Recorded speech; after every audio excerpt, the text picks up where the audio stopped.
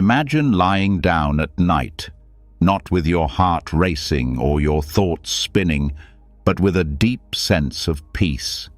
Imagine closing your eyes and feeling like, finally, you can let go of the pressure, of the fears, of everything you couldn't control during the day. What if, while you slept, your mind was learning how to be calm? What if your anxiety wasn't something you had to fight, but something you could gently release, little by little, breath by breath? But let's be honest. How many nights have you spent staring at the ceiling, your chest tight, your thoughts jumping from one worry to the next? How many times have you wished for a pause button for your mind, your emotions, your stress? The truth is, anxiety doesn't just attack during the day. It follows us into the night. It whispers when the world is quiet. It steals our rest. But tonight, that can change.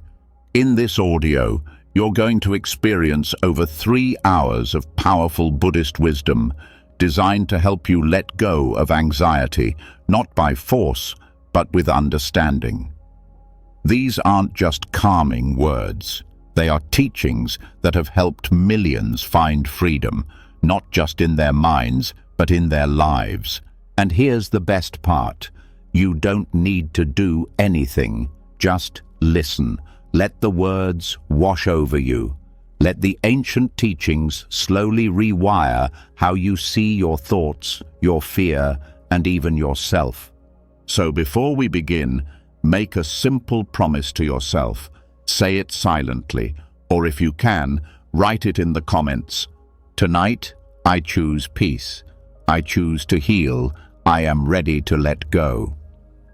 You're not just saying a phrase, you're giving your mind new instructions.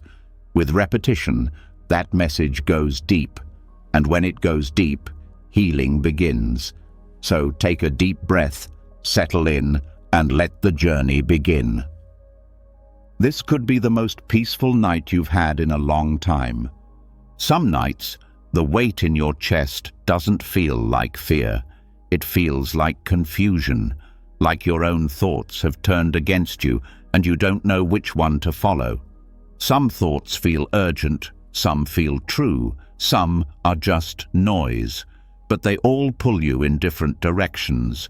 It becomes exhausting, not because of what's happening in your life, but because of how your mind keeps reacting to everything, even when you wish it could just stop. And maybe you've tried to distract yourself. Maybe you've repeated mantras or watched videos or counted your breath. But the tension doesn't leave, because deep down, you don't just want relief. You want freedom. You want a different relationship with your own mind. That's where the ancient Buddhist teaching of Yoniso Manasikara, or wise attention, quietly begins its work. Wise attention isn't just thinking positively. It's not forcing yourself to be calm. It's not ignoring reality. It's learning how to place your attention where it truly helps and stop feeding the thoughts that make you suffer. Not every thought deserves your focus. Not every emotion deserves your belief. And once you understand how attention shapes your entire mental world, anxiety begins to lose its grip. The Buddha didn't just say, "Don't worry." He taught people to look clearly. And when anxiety arises, wise attention gives you a choice, not between good and bad, but between reactivity and clarity. Let's explore how. The first thing to understand is this. Your attention is not neutral. Where you place it, what you feed with it, grows, and what you ignore weakens. This might sound simple, but it's the foundation of mental freedom. Attention is not just passive observation. It's like sunlight. Whatever you point it toward, you energize, and anxiety thrives on untrained attention. Think about how quickly an anxious thought multiplies. One small worry, what if I mess this up, becomes 10 others. Why do I always do this? What will people think? Why can't I stop thinking? Now, the original worry isn't even the problem. It's the spiral you've fallen into. That spiral begins with unwise attention. Attention without awareness. Attention that clings instead of questions. Wise attention is different. It notices the thought, but doesn't chase it. It observes the feeling without collapsing into it. It's not cold or distant. It's curious. Curious about how the mind moves, how sensations shift, how stories form. And when curiosity replaces judgment, fear starts to soften. In Buddhist psychology, yoniso manasikara is not optional. It is essential. Without it, the mind keeps falling into its old patterns: rumination, avoidance, self-blame. And each of those habits becomes a loop. But attention, directed wisely, breaks the loop, not by attacking it, but by seeing it clearly from the inside. This kind of attention doesn't suppress emotion, it illuminates it. And when fear is brought into the light of clear seeing, it changes. You realize fear is not solid. It's not fixed. It's not who you are. It's a visitor, sometimes loud, sometimes quiet, but always changing. And if it's changing, it's not permanent. If it's not permanent, it's not worth clinging to. And if it's not worth clinging to, you can let it go. But how? Not by wishing, not by resisting. You let go by seeing deeper. The Buddha once described two kinds of attention. One kind leads to suffering, the other leads to freedom. One kind feeds confusion, the other brings insight. And the difference between the two is not in what you're looking at, but how you're looking. Let's say a thought arises, I'm not good enough. If you look at it with unwise attention, you might believe it. You might replay every failure. You might feel it as truth. But if you bring wise attention, the same thought becomes an object of study. Not, is this true, but where did this come from? How does it feel in the body? What happens if I let it be without feeding it? That shift is powerful. Suddenly, you're not in the story anymore. You're observing it, not dissociating, disentangling. And in that space, anxiety loses the fuel it needs to survive. Wise attention works in layers.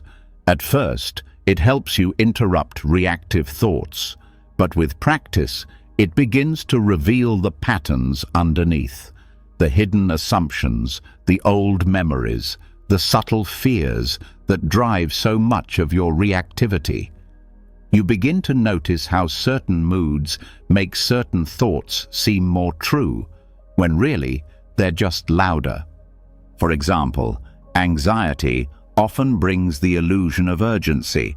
Everything feels like it needs to be fixed now, but with wise attention, you see the urgency for what it is: a sensation, tight chest, racing mind, fast breath. That's it. You realize you don't have to believe the urgency just because you feel it, and that simple insight can open the door to calm. This attention also helps you see how thoughts pull the body into tension. That clenching in your stomach?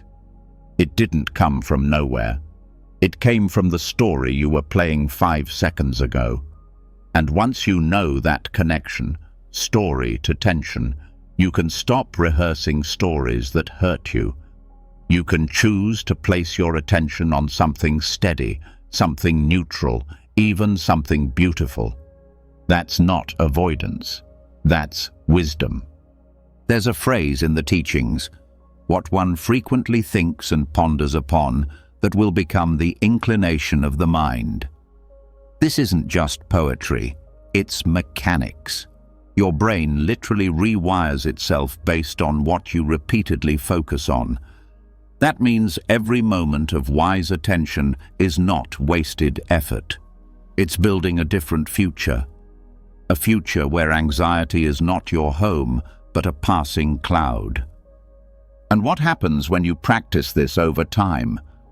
You don't just get better at noticing thoughts, you get better at not reacting to them.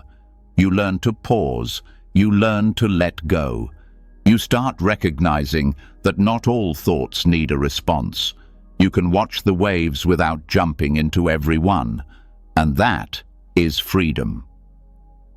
Now, let's talk about the deeper layer. Because wise attention doesn't just look at thoughts, it also looks at the one who's having them. And this is where the magic happens. Anxiety often builds around the belief. This is my fear. I am anxious. Something is wrong with me. But with wise attention, you start to see these thoughts come and go. These feelings arise and pass. So where is the me in all of this? You realize the thoughts are not you. The emotions are not you. The sensations are not you. They're happening in awareness, but they are not your identity. This is not detachment. This is insight. You are not the storm. You are the sky it passes through. And when you stop identifying with every mental movement, anxiety loses its power to define you. You may still feel it, but it doesn't consume you. It becomes a part of experience, not a prison. Now here's something that's rarely talked about. Attention is not just what you focus on, it's also what you turn away from. Many times, anxiety grows because we keep turning away from what scares us. Not directly, but subtly. We distract. We overthink. We try to control. All of this is a form of avoidance.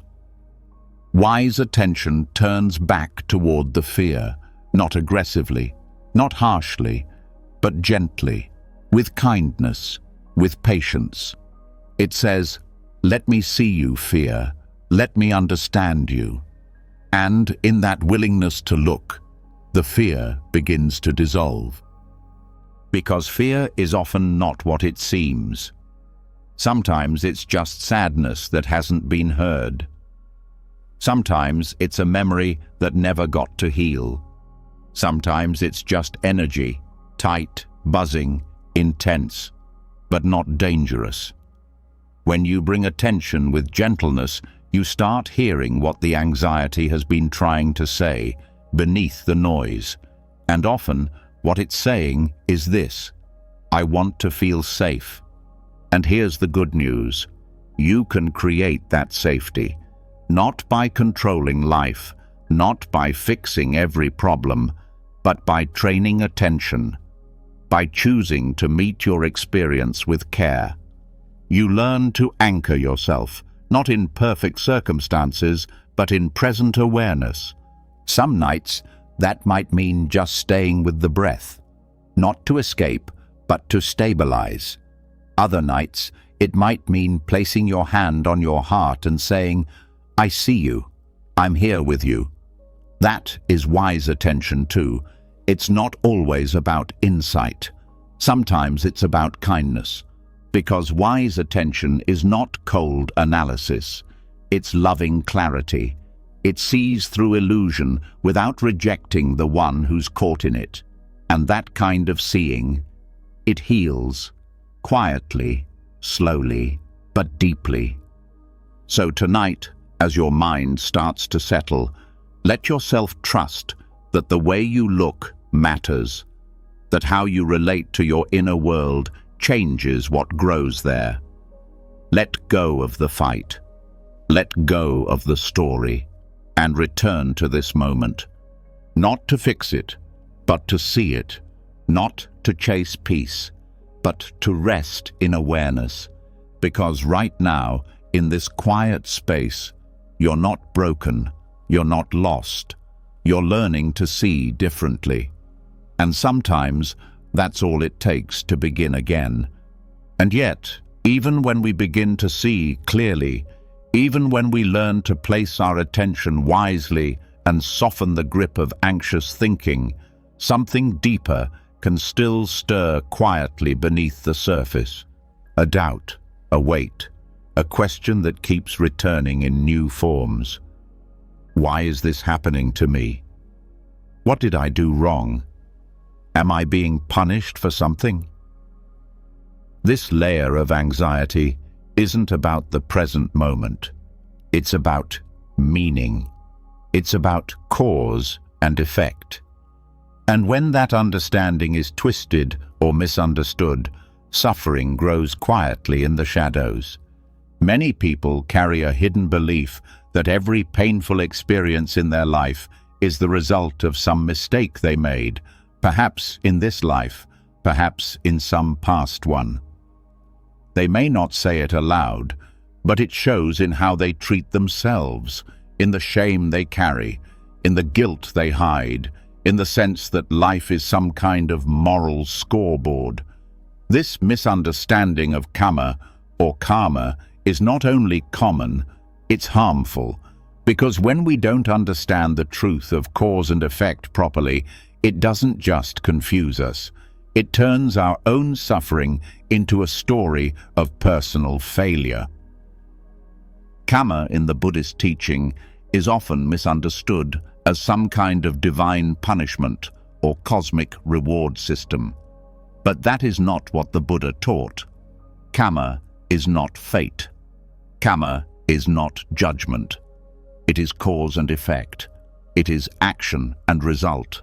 Nothing more, nothing less. But that's what makes it powerful and gentle at the same time.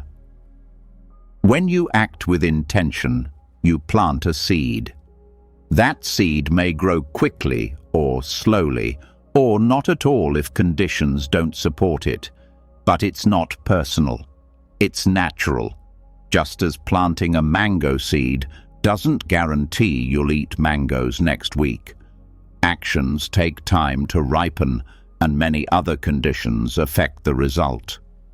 So when pain arises, it doesn't mean you did something wrong. It simply means that causes and conditions have come together to create this moment. That's all. The moment does not have to mean anything about your worth. This understanding brings a quiet freedom. Because when you let go of the belief that your suffering is a punishment, you stop adding a second layer of pain, the layer of guilt. And without guilt, you can actually be present with what's happening now, without spiraling into shame or confusion. But still, some people ask, if karma is real, then doesn't that mean I deserve what's happening? This question itself comes from a misunderstanding of the teaching. The Buddha never said, "You deserve your suffering." He said, "All things arise based on causes and conditions." That includes your thoughts. That includes your emotions. That includes the environment you're born into. Most of those conditions are beyond your control. You didn't choose your family, your culture, your genetics, or the majority of your early experiences. And yet, they shaped how your mind works today. So where is the space for blame? Right, understanding of karma removes both arrogance and shame. It helps you see, no one is above suffering, and no one is cursed by it. It's not about blame, it's about responsibility. The difference is subtle but deep. Blame freezes us in the past. Responsibility gives us power in the present. With right view, we stop asking, "Why did this happen to me?"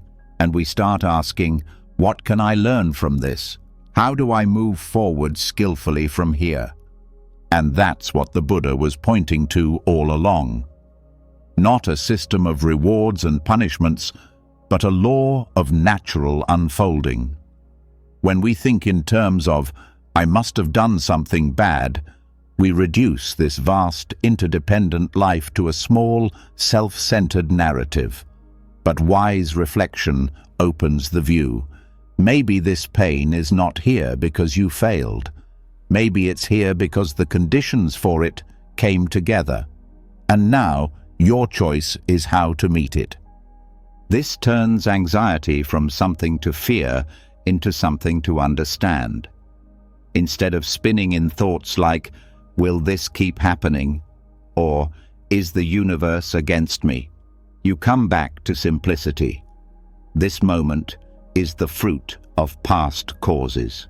My response now is planting the seeds for the next. And when you really take this to heart, your anxiety changes shape. It no longer feels like a trap. It becomes a teacher. You begin to notice how certain habits of mind, judging, avoiding, overthinking, create more agitation, and how other habits, pausing, breathing, being kind, start to shift the tone of your experience. You become less reactive, not because you're suppressing emotion, but because you're learning what actions support peace. The mind quiets not by force, but by understanding. You see how you've been feeding the very cycle you wish to escape, and you stop. Not because someone told you to, but because you've tasted the difference. You feel the truth in your own body. And here's something even more powerful. Once you understand that your present actions matter more than your past mistakes, you start to treat yourself differently. You stop trying to punish yourself into peace. You stop waiting for the past to fix itself, and you begin to live in the present as someone who deserves kindness. This shift is everything, because when anxiety hits, it often grabs onto some story from your past, a moment of failure, a wrong decision, a regret. And it says, look, this is who you are. This is why you don't deserve peace. But if you understand karma properly, you respond differently. You say, yes, that happened. And yes, it may have set some things in motion. But what I do now matters more than what I did then. And that response changes the cycle. That's how healing begins. It also helps you relate more gently to others, because once you understand that people's actions come from their conditions, their fears, their ignorance, you stop expecting them to be perfect. You stop holding grudges in the same way. You stop needing them to make up for it before you can let go. This doesn't mean you excuse harm. It means you stop adding extra pain on top of what already exists. You stop carrying what isn't yours. And in that release, anxiety loses one of its biggest fuel sources: resentment. Because when you hold on to the belief that someone should have acted differently, you're fighting with reality. You're wishing the past were different. And every time you replay that fight, you feel more powerless. But when you say, that happened, I can't change that, but I can choose how I carry it now, you shift from helplessness to agency. Understanding karma also protects you from magical thinking. That belief that if you just think good thoughts or do enough right things, nothing bad will ever happen to you.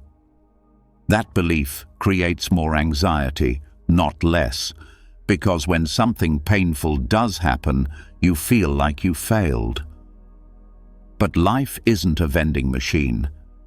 You don't press a good deeds button and get guaranteed peace. What the Dhamma teaches is more honest and more empowering. Life includes joy and sorrow, praise and blame, gain and loss. No one escapes that. But how you respond to it, how you meet each moment, that is where your power lives. That is where karma is alive, in your choices, not your fate. Even your relationship to anxiety is shaped by this. Do you meet it with fear or with interest? With avoidance or with care? Every moment of reaction is a new seed. Every moment of attention is a new condition. And when you stop trying to control every outcome, you create the space to respond wisely, without needing everything to be perfect first. This also changes how you look at healing. Many people carry the idea that healing means never feeling anxious again. That's not realistic, and it's not necessary. What matters is whether you relate to your anxiety with wisdom or with confusion. Do you use it as a trigger to wake up, or do you let it drag you into habits that only make it worse? With right understanding of karma, even anxiety becomes part of the path. Not something that blocks your progress, but something that reveals where your attention is still caught, where your heart still wants care. The anxiety becomes a signal, not a sentence, and that shift makes all the difference. It also helps with something very subtle, something most people don't even realize they're doing, trying to spiritually earn their way out of pain. People meditate harder, chant more, donate more, all in the hope that maybe, finally, life will be calm. But when you understand karma clearly, you see, this isn't a transaction. It's not about how much you give, it's about how deeply you see. Wisdom, not bargaining, brings peace. So, if you're tired of blaming yourself, tired of fearing the future, tired of carrying guilt like armor, let this teaching meet you where you are. You are not your past. You are not your thoughts. You are not being punished by life. You are part of a vast unfolding of cause and effect, moment by moment, breath by breath. And within that unfolding, there is space. Space to choose, space to respond, space to begin again. And tonight, as you rest, you don't need to figure everything out. You don't need to control what happens tomorrow. All you need to do is remember this. Your response right now is your karma. Let it be gentle. Let it be wise. Let it be kind. Because peace isn't something that comes later.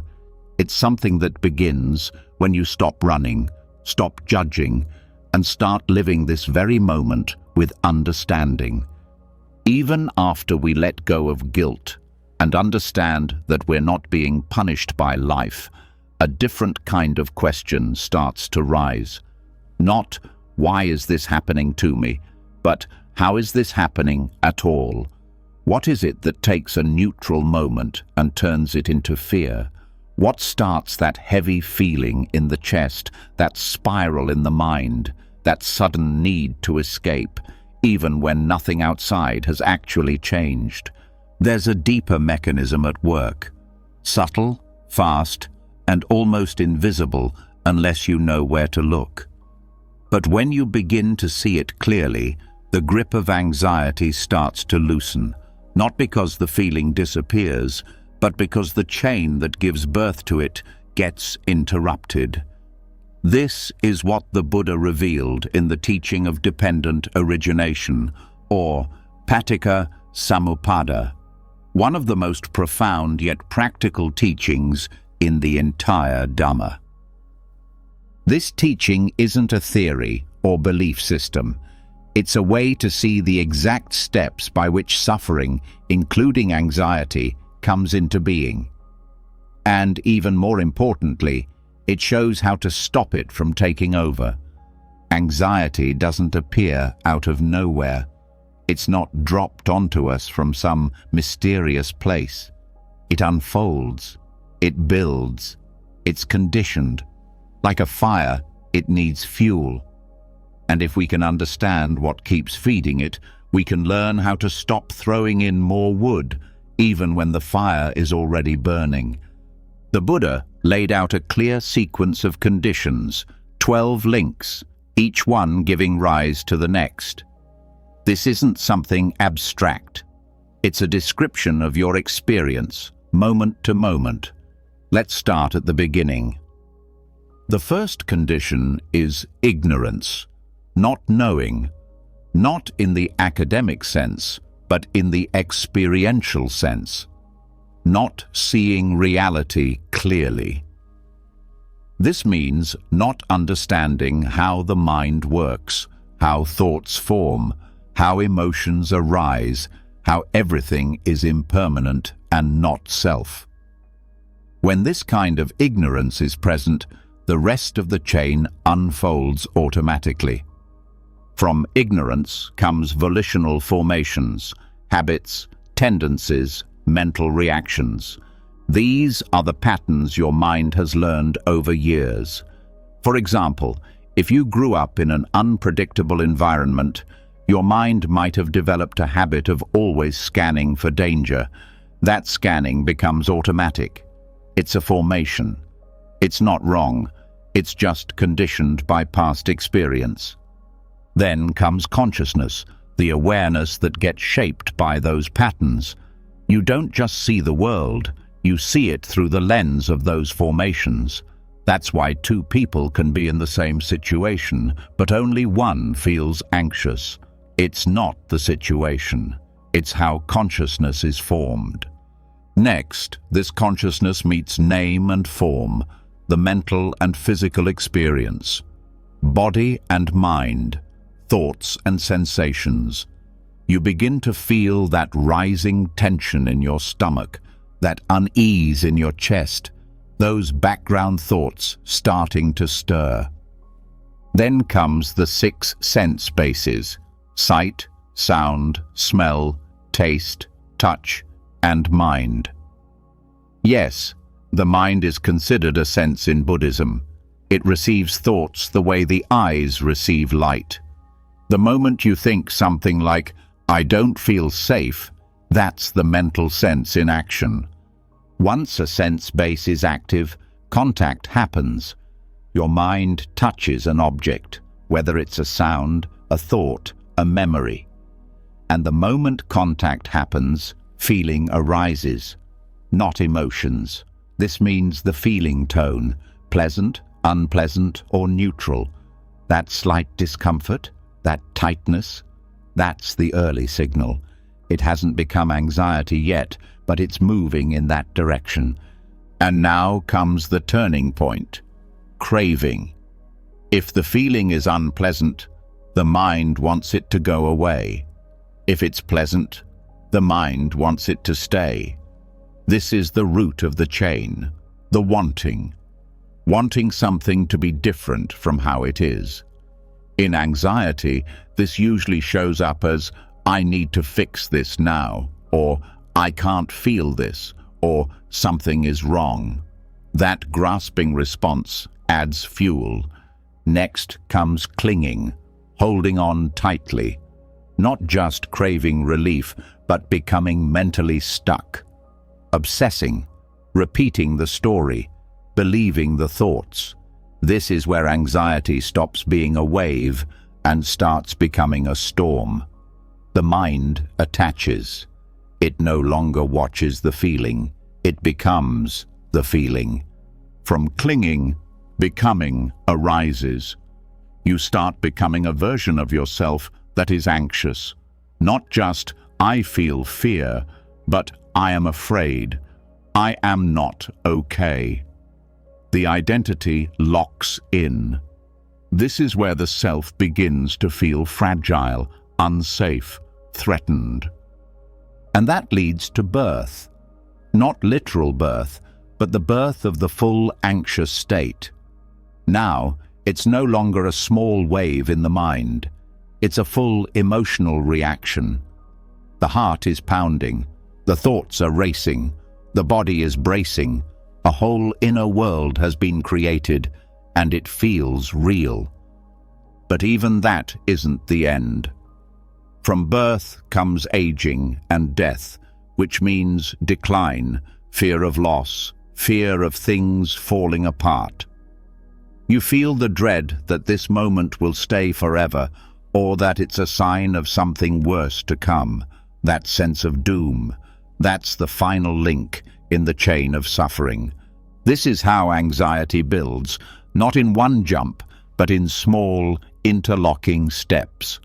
And now comes the liberating truth. If you interrupt any part of the chain, the whole cycle begins to break down. You don't have to fight the entire thing. You just have to meet it with awareness at any one point, and that changes everything. For example, if you can recognize the feeling tone, just that the moment feels unpleasant, without immediately reacting to it, you stop craving from forming. And if craving doesn't arise, there's nothing to cling to. No identity is born, no spiral begins. Or maybe you catch the craving, but you don't follow it. You feel the urge to fix, to escape, to distract, but instead you pause, you breathe, you stay. That pause is wisdom. That pause is freedom. The power of this teaching is that it doesn't ask you to suppress anxiety.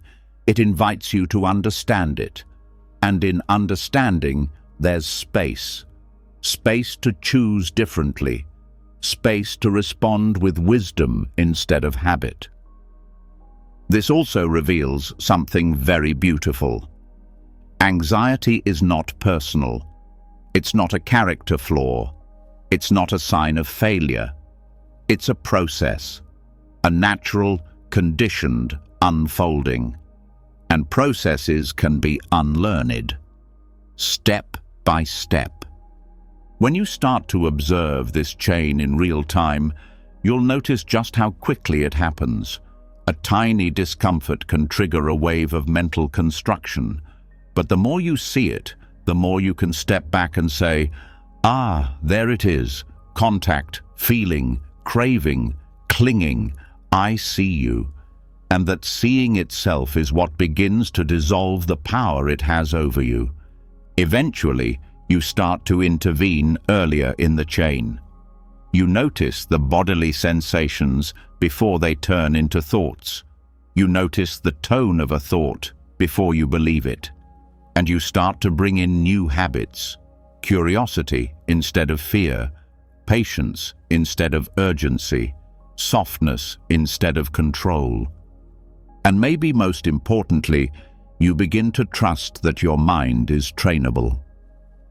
You stop seeing yourself as broken and start seeing your inner world as something you can work with, shape, and care for.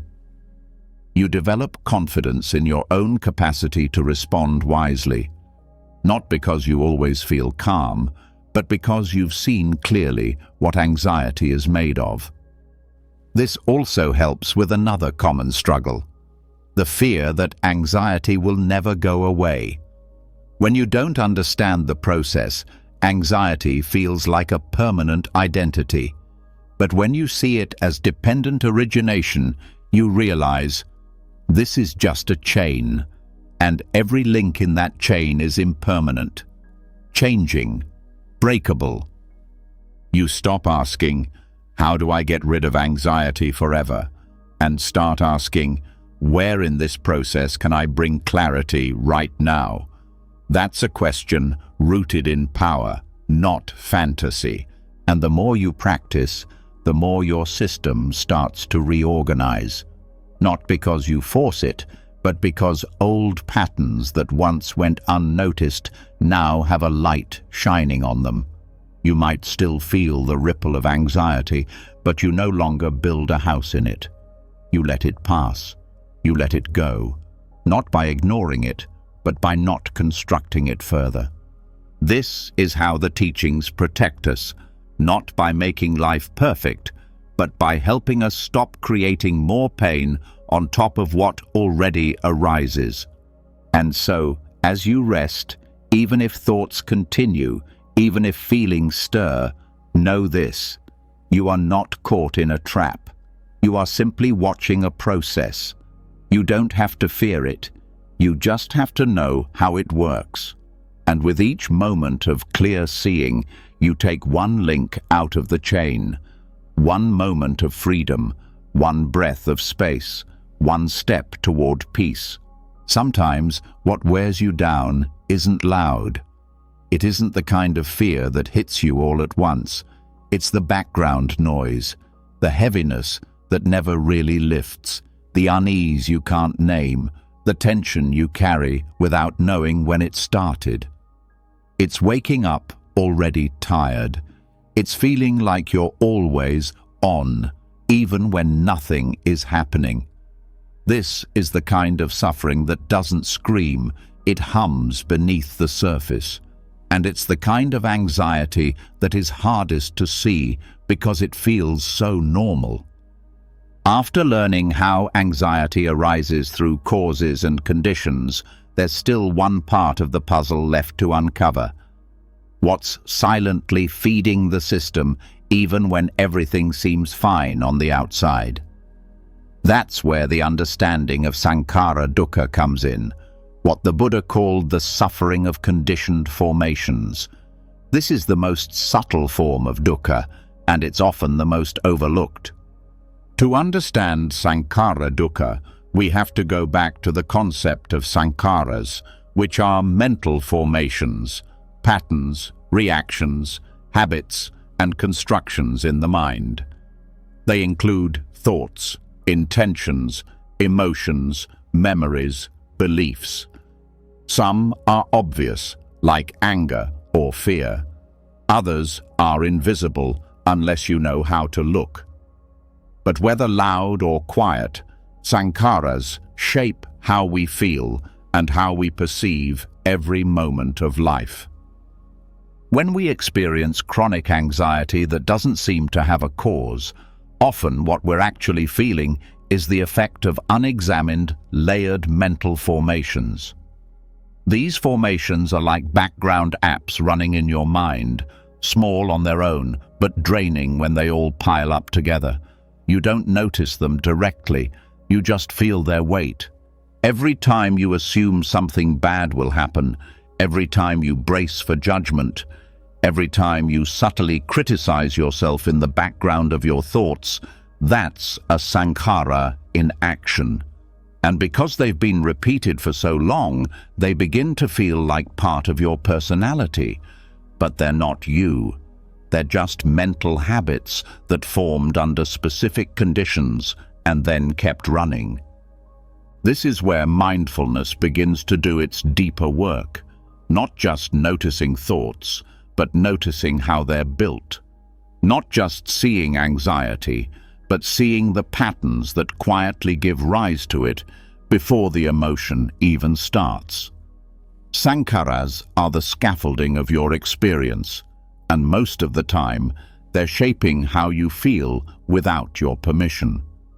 For example, take the way we often talk to ourselves internally, the tone we use, the expectations we carry, the rules we've absorbed about what we're allowed to feel, how we should behave, who we have to be in order to be okay.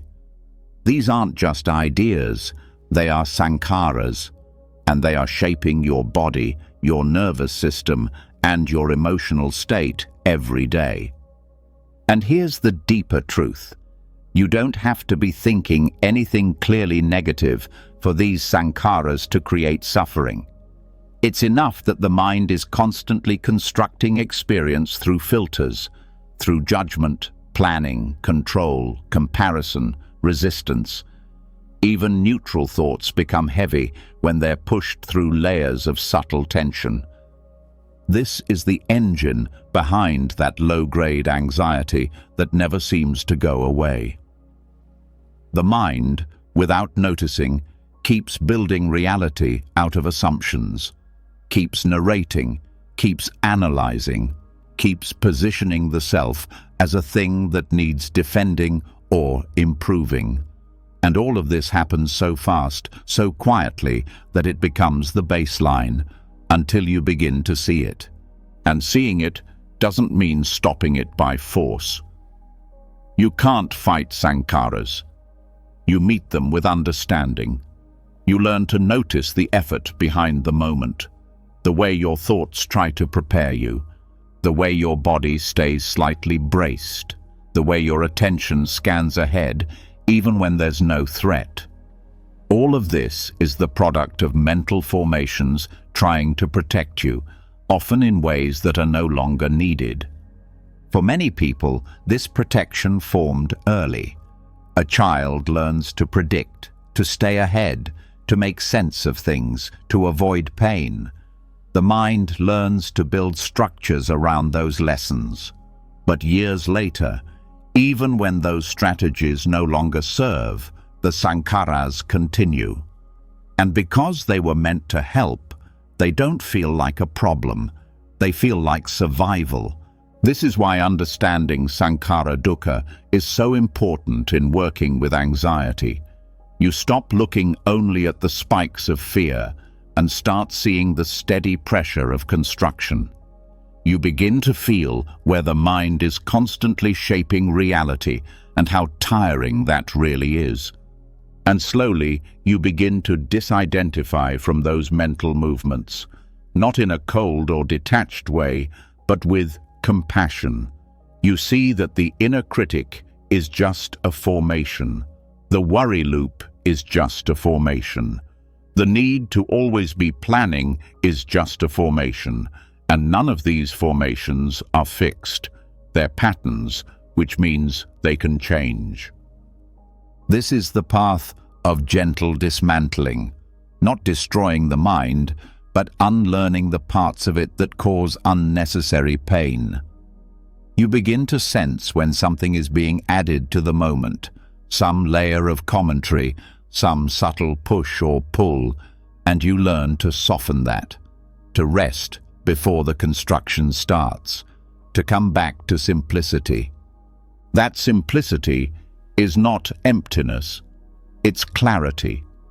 It's the relief of being with experience as it is before the mind starts shaping it into something else. And that's where peace lives, not in the absence of feeling, but in the absence of fabrication. Even physical tension can be tied to sankhara dukkha. Chronic tightness often reflects chronic internal shaping. The jaw clenches not just from stress, but from the effort to hold the self together in a certain way. The shoulders lift because the body is bracing against something the mind believes might happen.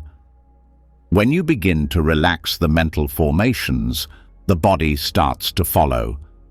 But this is not an instant process. Sankharas don't disappear just because we see them. They're sticky because they've been practiced, they've been reinforced. So the practice is patience, staying with the unfolding, seeing again and again, this thought, this reaction, this identity I keep picking up. It's a pattern, not a truth. The Buddha used the image of a chariot to describe the self. The self is made up of parts: body, feeling, perception, formation, consciousness. But there is no unchanging thing in control, just a process, just movement. Sankhara dukkha comes from treating that process as a solid identity, constantly trying to build and hold it up. When you stop building, even for a moment, something different is felt. Not emptiness in the scary sense, but spaciousness. An ease that comes from not needing to be anyone special, not needing to fix every moment, not needing to prove your worth through your thoughts. This is the heart of healing anxiety at the level of formation. You stop feeding the need to shape experience. You allow what is already here, and in doing so, you step out of the momentum of constant becoming. That doesn't mean you become passive. It means you become free. Free to act without pressure, free to rest without guilt, free to feel without resistance, because you're no longer measuring every moment against the mind's old blueprints. This practice leads to a kind of stillness, not frozen, but quiet. A stillness that doesn't come from control, but from releasing the need to control. The formations settle. The mind breathes. And in that breathing, you start to trust that you don't need to build peace. You need only stop constructing suffering. Even after you learn to see the patterns, even after you notice the thoughts, even after you loosen the grip of mental formations, something still holds on. Not the anxiety itself, but the one who is anxious. A quiet, persistent voice inside that says, "This is happening to me. I am the one who suffers. This is my fear, my failure, my story." It's not loud, but it's convincing. It creates a deep sense of personal weight. And it's that weight, more than any single thought or emotion, that keeps anxiety alive. This is where the Buddhist teaching of anatta, or non-self, becomes more than a philosophy. It becomes medicine. Because as long as we believe there is a solid, unchanging me who must hold everything together, we keep reinforcing the very stress we want to escape. We keep trying to protect an identity that doesn't actually exist the way we think it does. Non-self doesn't mean you don't exist. It doesn't deny your presence or your experience. What it questions is the idea of a fixed, permanent, independent self who is always in control. The Buddha taught that what we call self is really just a collection of processes: body, feeling, perception, mental formations, and consciousness. None of these are stable, none of them stay the same, and none of them are you in any solid way. But because we grow up being taught to see ourselves as singular and fixed, I am this kind of person, I'm not good at that, this is who I am, we cling to roles, labels, and stories. We build our identity out of them. And then, when life challenges those roles, when something threatens who we believe we are, we suffer, not just from the situation, but from the belief that I am being attacked. I am failing. I am not enough. Anxiety rooted in identity is often the hardest to ease because it feels deeply personal. If you think you're someone who must always be competent, any mistake feels like danger. If you believe you're someone who must always be kind, any moment of anger feels like shame. If your sense of self depends on being strong, then any fear must be denied or hidden. And this is how anxiety becomes fused with identity. You're not just anxious, you're afraid of what your anxiety says about who you are. But when you start to see that this self is a moving target, something shaped by thoughts, moods, history, and momentary conditions, you begin to soften. You don't have to defend a permanent identity. You don't have to live up to a fixed version of yourself. You don't have to believe that your current state defines your worth. This creates space. And in that space, the pressure drops. Because now you can feel anxious without it becoming your identity. You can feel fear without it meaning you're weak. You can rest without proving you deserve it. There is nothing fixed to protect, only a flowing experience to meet with clarity. One of the most powerful effects of understanding non-self is the release of perfectionism. Perfectionism is built on the illusion of a fixed self that must always meet certain standards. But if there is no fixed self, then there is no perfect version of you to maintain. There is only this moment, unfolding through causes and conditions, shaped by awareness or by habit. You don't need to perform, you just need to see clearly. Even emotions like shame and guilt start to loosen when viewed through the lens of anatta. Shame depends on the belief that I am bad. Guilt whispers, I should have done better. But when you see that your actions, your thoughts, even your mistakes are not owned by a solid self, but are simply the results of countless conditions, you can take responsibility without punishment. You can learn without collapse. You can feel without drowning. This doesn't make you careless, it makes you compassionate, because now you treat yourself the way you would treat any other changing process, with attention, with care, and without the need to hold a grudge against yourself. Anatta also helps dismantle social anxiety. Much of our fear in social situations comes from trying to protect a certain image. We want to be seen as competent, likable, intelligent, calm. And we're terrified of being exposed as anything less. But when the self is seen as fluid and conditioned, these fears lose their teeth. What is there to defend? If the self is not fixed, then social approval becomes a passing wave, not a definition. You can show up without needing to prove who you are. You can speak without rehearsing every word. You can connect without shaping every moment. And that brings a quiet confidence, not the confidence of ego, but the confidence of no longer needing to be a solid somebody. Understanding anatta also helps with the fear of change.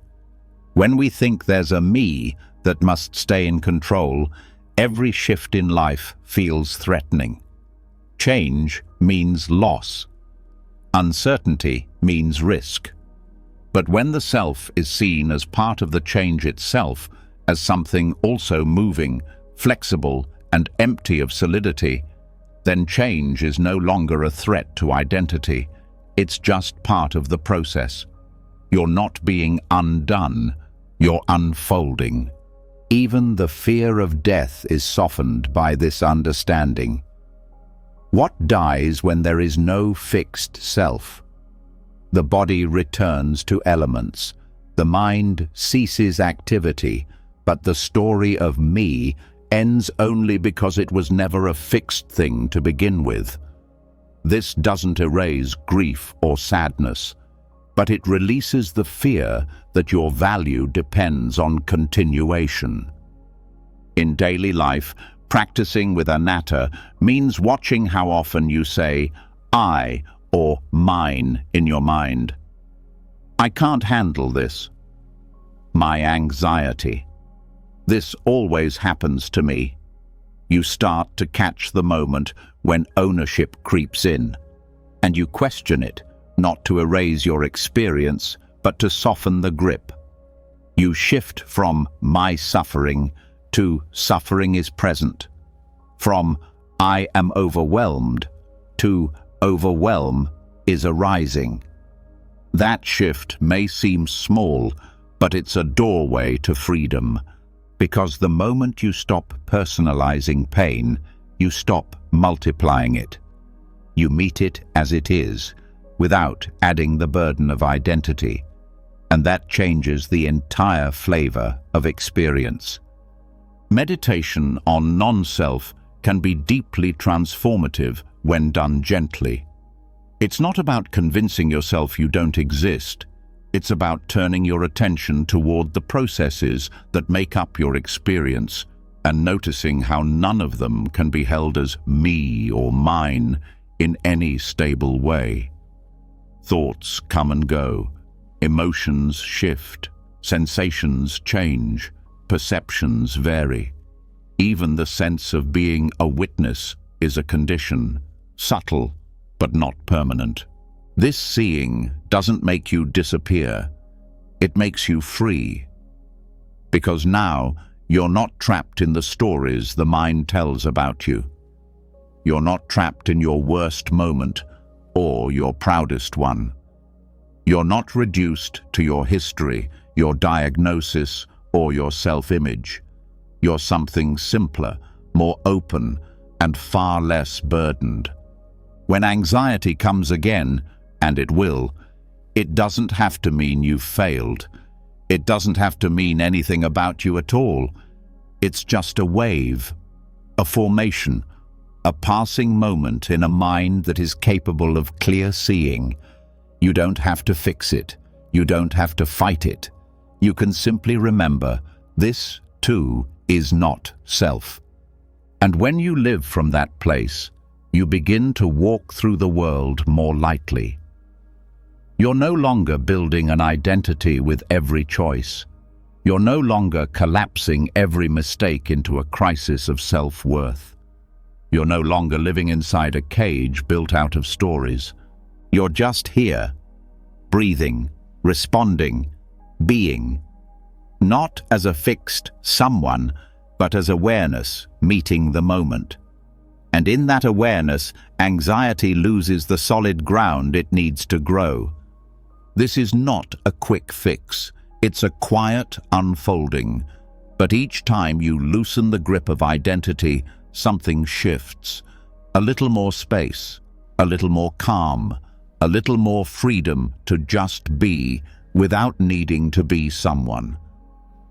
Once you stop holding on to the fixed idea of who you think you are, a new kind of space opens up. But in that space, another question appears quietly. If there's no permanent self here, then what is here?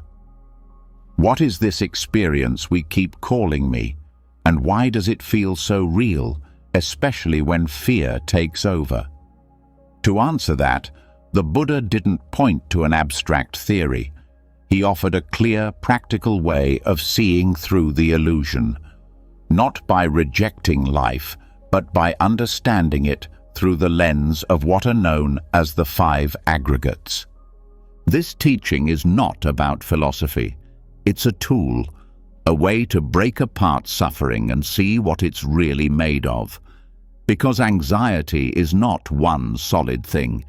It's a collection of shifting experiences that get stitched together by habit and mistaken identity. When you take the time to look into these parts, the body, the feeling tone, the perceptions, the mental habits, and the awareness itself, something surprising happens. The fear becomes less sticky. The pressure starts to loosen, and the experience you once thought was unbearable starts to change. The first aggregate is the body, form, matter, physical sensation. In the experience of anxiety, this is often where it's felt first. A racing heart, tight shoulders, tension in the stomach, shallow breath. These are not random symptoms. They're part of the structure of anxiety. And yet, so often, instead of simply noticing these sensations as changing physical conditions, we add meaning. We interpret them as proof that something is wrong. But the body doesn't have an agenda. It reacts to the nervous system, to thoughts, to old memories. When you see bodily sensations as just form, just the body doing what bodies do, you stop fueling panic with interpretation. This doesn't mean disconnecting from the body. It means relating to it differently, letting it speak in its own language without translating every feeling into a fear. A fast heartbeat is just that, a fast heartbeat. Tension in the chest is a signal to breathe, not a sign that you're in danger. The body changes constantly, and anxiety shows up and fades through those changes. Holding the body with awareness instead of fear is the beginning of calm. The second aggregate is feeling, not emotion, but the tone of experience. Every moment feels pleasant, unpleasant, or neutral. That's it. But from that simple feeling tone, entire stories grow. When the moment feels unpleasant, the mind rushes to label it. I can't handle this. This is bad. Make it stop. And now, the mind isn't just feeling, it's reacting. But if you pause and notice the raw tone of experience, without adding anything, you interrupt the chain. This is what allows you to be with discomfort without turning it into suffering. You notice the burning in your chest and say, unpleasant. That's enough. You don't need to chase it or fix it. You stay with the feeling tone and let it move. Because it will move. No feeling tone lasts. What keeps it stuck is the resistance. But when you stop resisting and simply observe the tone, pleasant or unpleasant, it loses its grip. This doesn't require effort, it requires presence.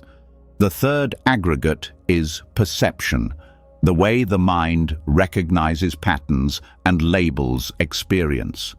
Perception is what tells you, that's a threat, or this is like before, or I know what this means. But perception isn't always accurate. It's filtered through memory, mood, and conditioning. It sees through a lens that's been shaped by your past. So, when anxiety arises, perception might instantly frame it as dangerous, even when it isn't. Seeing perception as part of the process helps you question your immediate conclusions. Just because something feels similar to a past experience doesn't mean it is the same. Just because the mind labels a situation as risky doesn't mean it actually is. You start to recognize that your perception is not reality. It's one interpretation, shaped by habit. And in that recognition, you start to loosen your loyalty to the anxious storyline. This is a powerful shift, because it means you don't have to believe everything your mind tells you. You can step back and say, this is just perception. Not to dismiss it, but to see it as a constructed layer, not a truth. You stop treating every judgment as fact, and slowly the mind becomes more flexible, more open, less reactive. The fourth aggregate is mental formations, intentions, habits, emotions, moods, reactions. These are not random. They are shaped by how you've lived, what you've experienced, and how you've responded in the past. In anxiety, this often shows up as overthinking, rehearsing worst-case scenarios, trying to control everything. These formations are active forces in the mind, and they're often trying to help, but they usually help in ways that create more stress. When you start to see these mental formations for what they are, patterns, not commands, you create distance. You notice a wave of panic rise and say, this is a formation. You notice the need to predict every outcome and label it, not with shame, but with clarity. This is just a pattern, a deeply practiced one maybe, but not personal, not permanent. And that allows you to stop reacting automatically. You recognize that just because a thought comes up doesn't mean it needs to be followed. Just because a plan forms doesn't mean it must be carried out.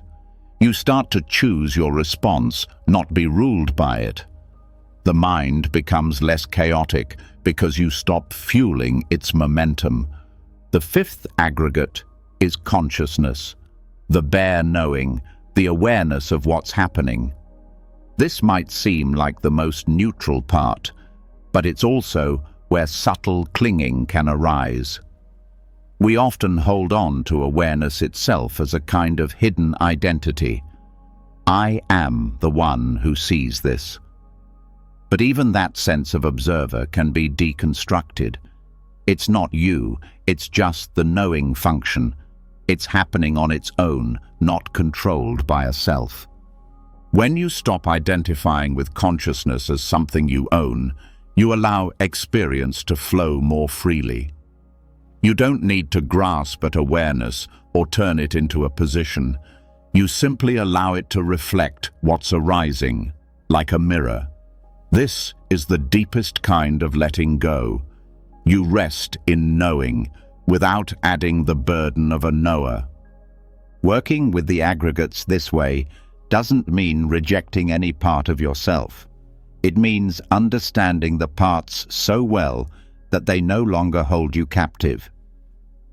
You see what's really happening in anxiety: a tightening around sensation, a reaction to unpleasantness, a misreading of perception, a clinging to mental habits, a mistaken view of awareness as self. When these pieces are seen clearly, the fear starts to dissolve. Not all at once, but steadily. You're not getting rid of anxiety. You're breaking the illusion that it defines you.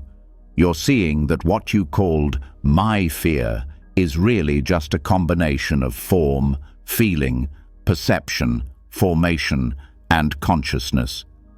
A temporary assembly, nothing solid, nothing fixed, nothing that needs to be controlled. This is not denial, it's deeper honesty. You're not bypassing the experience, you're getting underneath it. And what you find there is not emptiness in the painful sense, but emptiness in the liberating sense. There's nothing to hold on to, and that's where the holding starts to stop. Through the lens of the aggregates, experience becomes less overwhelming. You can feel what's here without drowning in it. You can breathe through tension without becoming the tension. You can watch thoughts move without chasing or fearing them. Each part is just that, a part, no longer mistaken for the whole.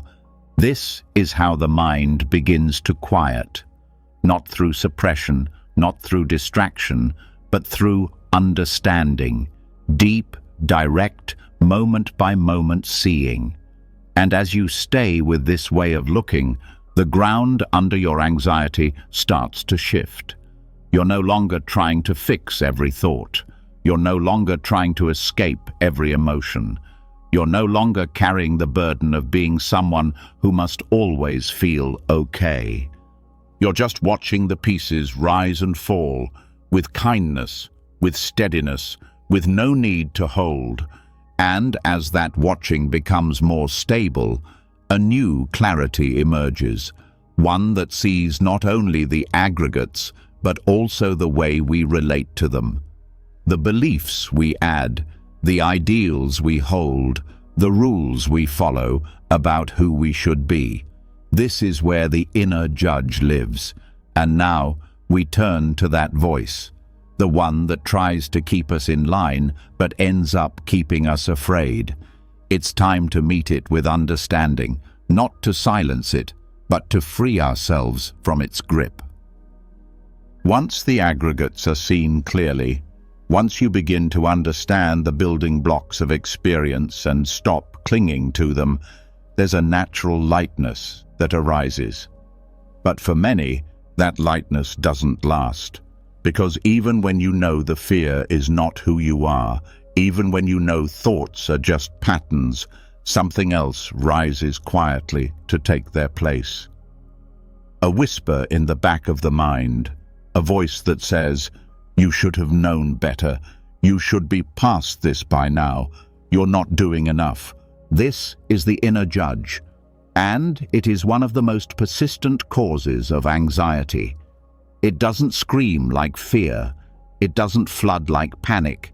It criticizes. It doubts. It holds up impossible standards and then punishes you for not meeting them. This voice often sounds like morality. It sounds like conscience. It sounds like self-improvement. But it's rooted in distortion. And unless it's understood, it will keep turning every spiritual insight into a new reason to feel inadequate. To work with this, you have to begin by seeing where the voice came from. No one is born with shame. Shame is taught, sometimes by family, sometimes by religion, sometimes by culture. It enters when you are young, when you don't yet know how to filter what's true, and so you absorb the idea that being loved means being good, and being good means following rules perfectly. And over time, being human starts to feel like a failure.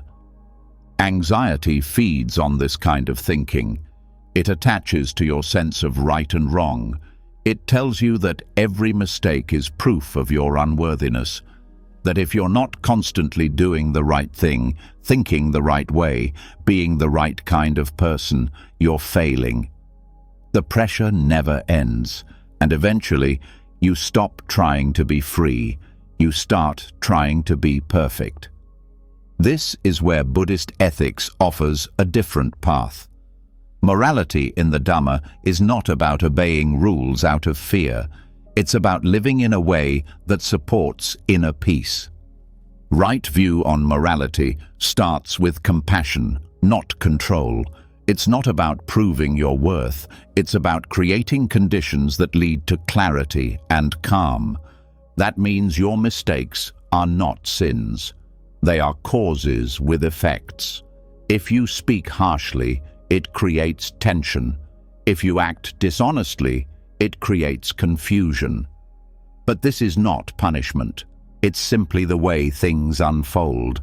And because the effects are natural, they can be understood and changed. There's no eternal guilt to carry. Only learning to do better, not because you're broken, but because you want peace. When the inner judge doesn't understand this, it turns ethics into a weapon. It says, you meditated today, but not long enough. You were kind, but not perfectly patient. You slipped into worry again. How could you? And now, what was meant to be a path of freedom becomes a tool of pressure. The judge often confuses discipline with self-rejection. But the Buddha taught that discipline arises naturally when you see clearly. You don't have to force yourself to behave. You want to live in a way that brings peace, and if you forget, you begin again. That's enough. The inner judge resists this softness because it believes harshness is necessary for growth. But the Dhamma shows again and again, clarity, not cruelty, leads to change. Guilt and shame are two of the most common tools the inner judge uses. Guilt says, I did something bad. Shame says, I am bad. Both are heavy. But guilt can sometimes be useful if it's brief and if it leads to wise action. Shame, on the other hand, serves no purpose. It shuts down the heart. It stops learning. It keeps you stuck in a loop of proving your worth, and that's where anxiety thrives. To free yourself from this loop, you must question the assumptions beneath it. Who taught you that you are only lovable when perfect? Who convinced you that making mistakes means you don't belong? Often, those beliefs come from others who were also carrying fear. Fear dressed as morality. Fear wrapped in expectations. But now, as an adult, you have a choice. You can stop passing that fear on to yourself. You can begin to practice a morality based on intention. This means looking not at whether your actions are always perfect, but whether they come from awareness, kindness, and a wish to grow. When your intention is rooted in care, you don't need to beat yourself up for every misstep. You simply adjust, gently, like steering a boat. not violently, just noticing and correcting course. This view also changes how you see spiritual progress. The inner judge wants every meditation session to be profound. It wants instant peace. But the path doesn't unfold in straight lines. Some days are clear, some are messy, some feel like going backward. But progress in the Dhamma is measured not by perfection, but by presence. Did you see the pattern sooner? Did you return more quickly? Did you speak with more kindness, even just once? These are signs of growth, and they matter.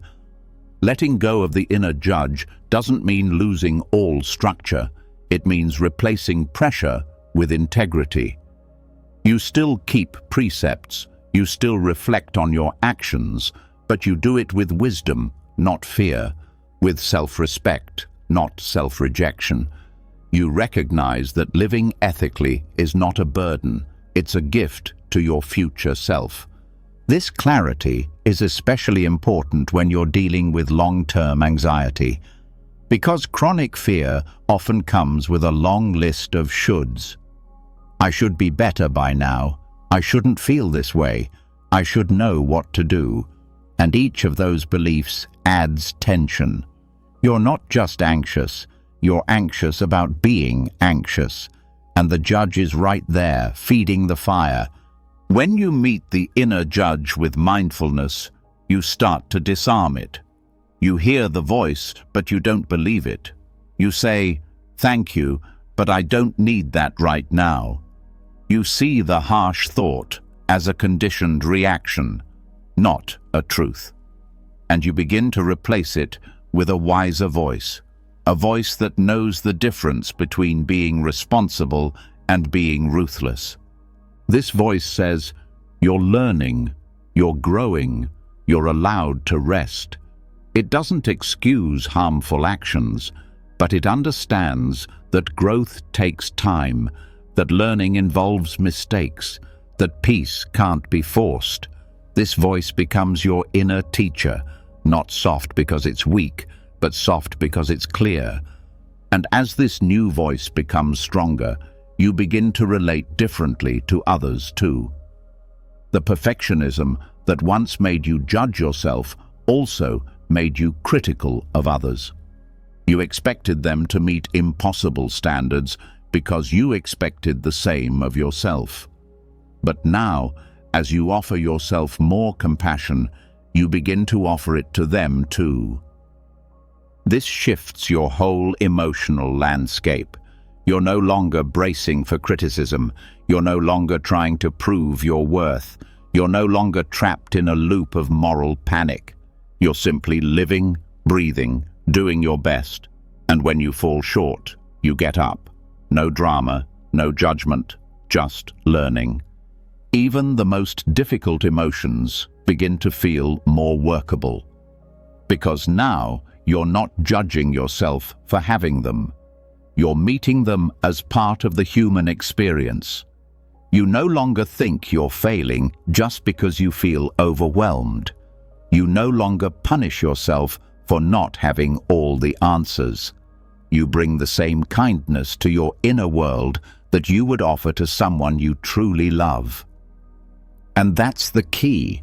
Love is what the inner judge fears the most. Because love can't be earned through performance. Love comes when you stop performing, when you drop the mask, when you rest in who you are, flaws and all. The more you practice this, the less power the judge has. It may still whisper, but you'll know it's just noise, and you'll return again and again to the truth. You are already enough. You were never meant to be perfect. You were meant to wake up. When the harsh voice inside you begins to quiet, what remains is not silence, it's sensation. The subtle currents underneath every experience. Before the thought forms, before emotion takes shape, before you judge anything as right or wrong, something else is already happening. a tone, a flavor, a felt response. This is where reactivity begins, not in words, but in Vedana, the raw, feeling tone of experience. This is the place most people never notice. Not because it's hidden, but because it's too close. It happens in every moment, pleasant, unpleasant, neutral. These tones arise again and again, touching every thought, every sound, every memory, every breath. And if you don't see them clearly, they quietly decide how you live.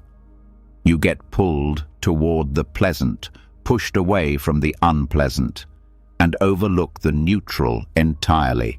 And this push and pull, this constant reaction, builds much of the anxiety you feel. To be free from this cycle, you don't need to get rid of feelings. You need to relate to them differently. You need to train your awareness to meet them without clinging or resisting. That's what mindfulness of Vedana teaches you. And once you understand how to watch this layer of experience without being pushed around by it, your relationship to fear, sadness, craving, and confusion begins to transform. Feeling tone is not emotion. It's much simpler than that. It's the initial impression. Does this moment feel good, bad, or neutral? That impression happens before you think about it, before you name it, before you react. But because it's so fast, the mind often doesn't even notice it. Instead, it jumps straight into wanting or avoiding. When a pleasant tone arises, the mind says, "I want more." When it's unpleasant, the mind says, "Make it stop." And when it's neutral, the mind gets bored, restless, distracted. These three reactions, grasping, aversion, and restlessness, are what keep the wheel of suffering turning. But when you learn to stay with the tone itself, just as it is, without needing it to change, the cycle starts to slow. Mindfulness of Vedana requires deep honesty, because sometimes what feels pleasant is not actually good for you, and sometimes what feels unpleasant is exactly what needs to be seen. If you aren't paying attention, you might chase what's easy and avoid what's true. You might eat to avoid sadness, scroll to escape restlessness, stay busy to avoid discomfort. But these habits keep anxiety alive. They cover the symptom, but never reach the cause. To truly practice with Vedana, you have to become curious. When discomfort arises, can you feel it without flinching? When pleasure arises, can you notice the pull without grabbing it? When nothing much is happening, can you stay present without looking for something to fix? This is the heart of emotional balance, not through control, but through observation. You're not shutting down feeling. You're watching the waves rise and fall without jumping on each one. And over time, you start to see how much energy you've spent trying to manage experience instead of meeting it. The more clearly you see Vedana, the less trapped you feel. You realize that pain is not the enemy. It's the reactivity that hurts.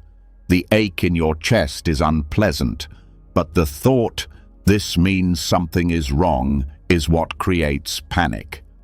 The boredom you feel while sitting still is neutral, but the thought, "This is pointless," is what creates restlessness. By staying with the tone without adding the story, you short-circuit the suffering. One of the most valuable things this practice teaches is that unpleasant does not mean unsafe. So often, we treat discomfort like danger. But most of what arises in daily life is simply a passing sensation that feels tight or hot or heavy. It's not a threat, it's a message. And when you stop trying to shut it down, you can hear what it's saying. The same is true for pleasant tones. They're not wrong. Joy, connection, warmth, these are beautiful.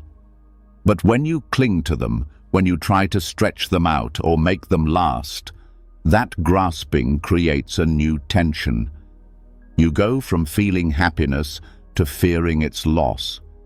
You go from contentment to craving. The problem isn't the pleasure, it's the attachment. Mindfulness of Vedana allows you to enjoy pleasure without holding on, to feel pain without pushing it away, to meet the neutral with appreciation instead of indifference.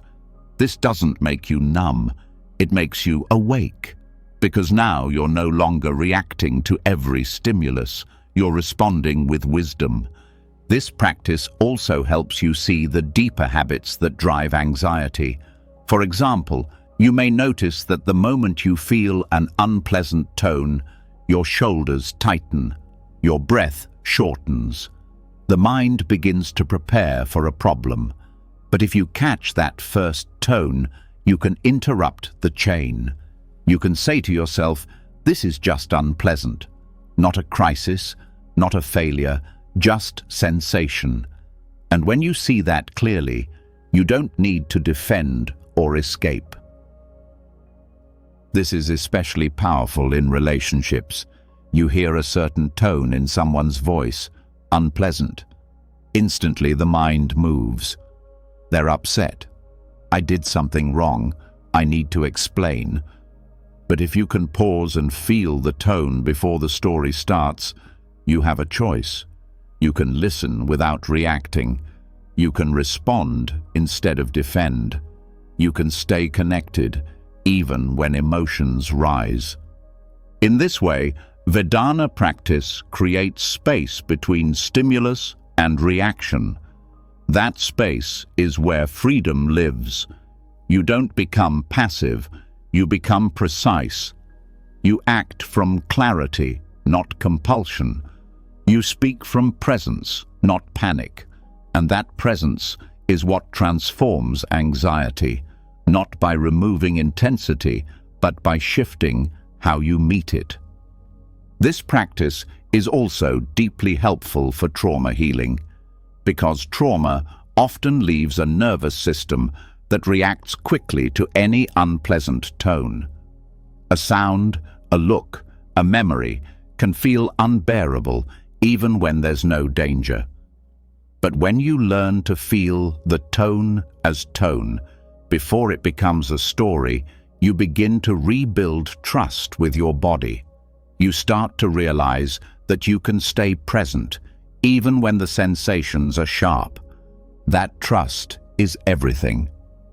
Because for many people, anxiety is not just fear of a situation, it's fear of their own response.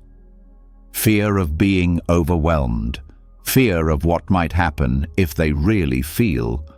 But through Vedana, you practice staying, one breath at a time, one feeling at a time, and your system learns. I can be with this. I don't have to run. I don't have to freeze. I can stay. Even boredom becomes a teacher here, because boredom is often the signal that nothing is happening that feels pleasant or unpleasant, just neutral. And the mind hates neutral. It wants stimulation. It wants distraction. But if you can rest with neutrality, something softens. You stop needing every moment to entertain you. You stop needing constant input. And in that stillness, peace becomes possible. The more you practice, the more subtle your awareness becomes. You start to feel tone arise with thoughts, memories, even silence. You notice how one word can feel pleasant, another unpleasant. You notice how the body leans forward in craving or pulls back in aversion. And through it all, you don't try to stop the tones. You just stop being ruled by them. This is emotional maturity. Not that you no longer feel, but that your feeling no longer controls you. You are in touch with every layer of experience, but not entangled in it.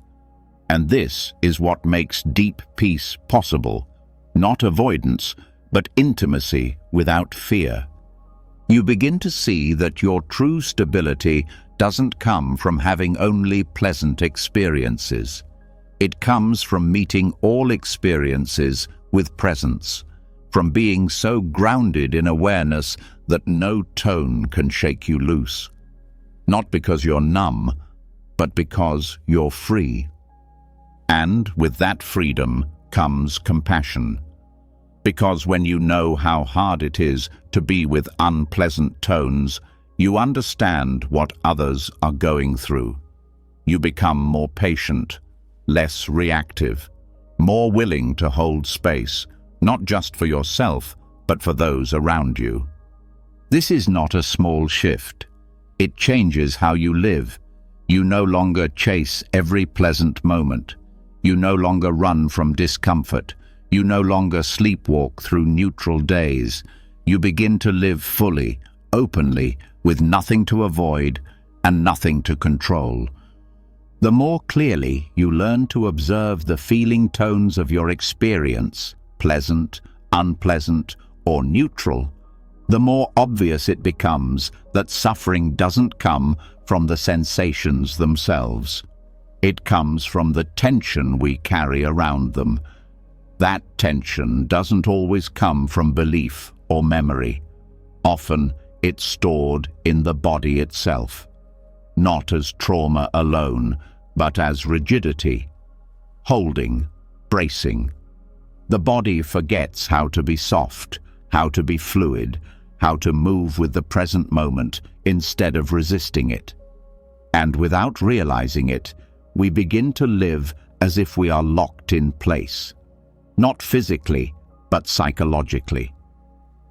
This is where dhatu contemplation, or meditation on the elements, begins its quiet and powerful work.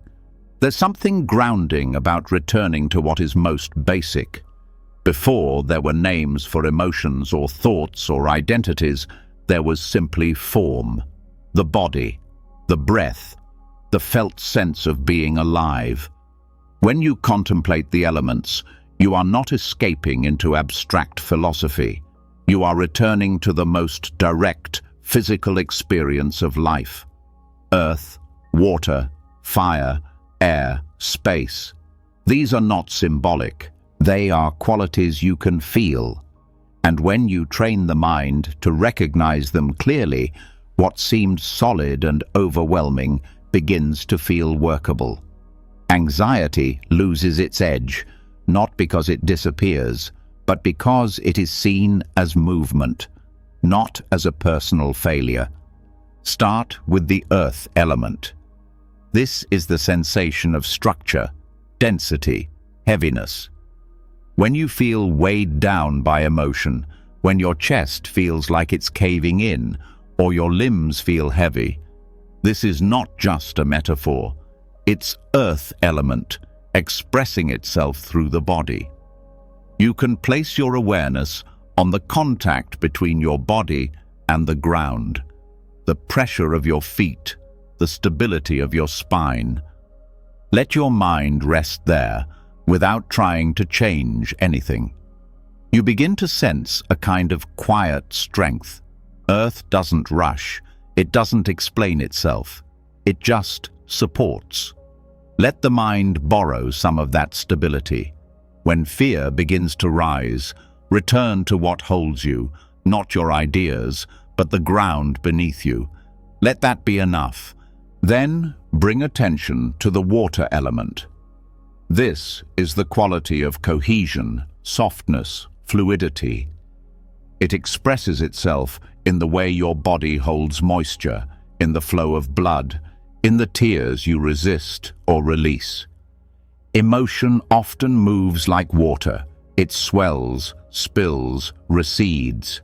When anxiety rises as tightness in the chest or pressure behind the eyes, recognize water at work. You're not malfunctioning. You're feeling. And that's not a mistake. Let the sensation of fluidity guide you. You might visualize water moving through the body, not to control it, but to remind yourself that nothing stays frozen. Even grief, even fear flows if you stop gripping it.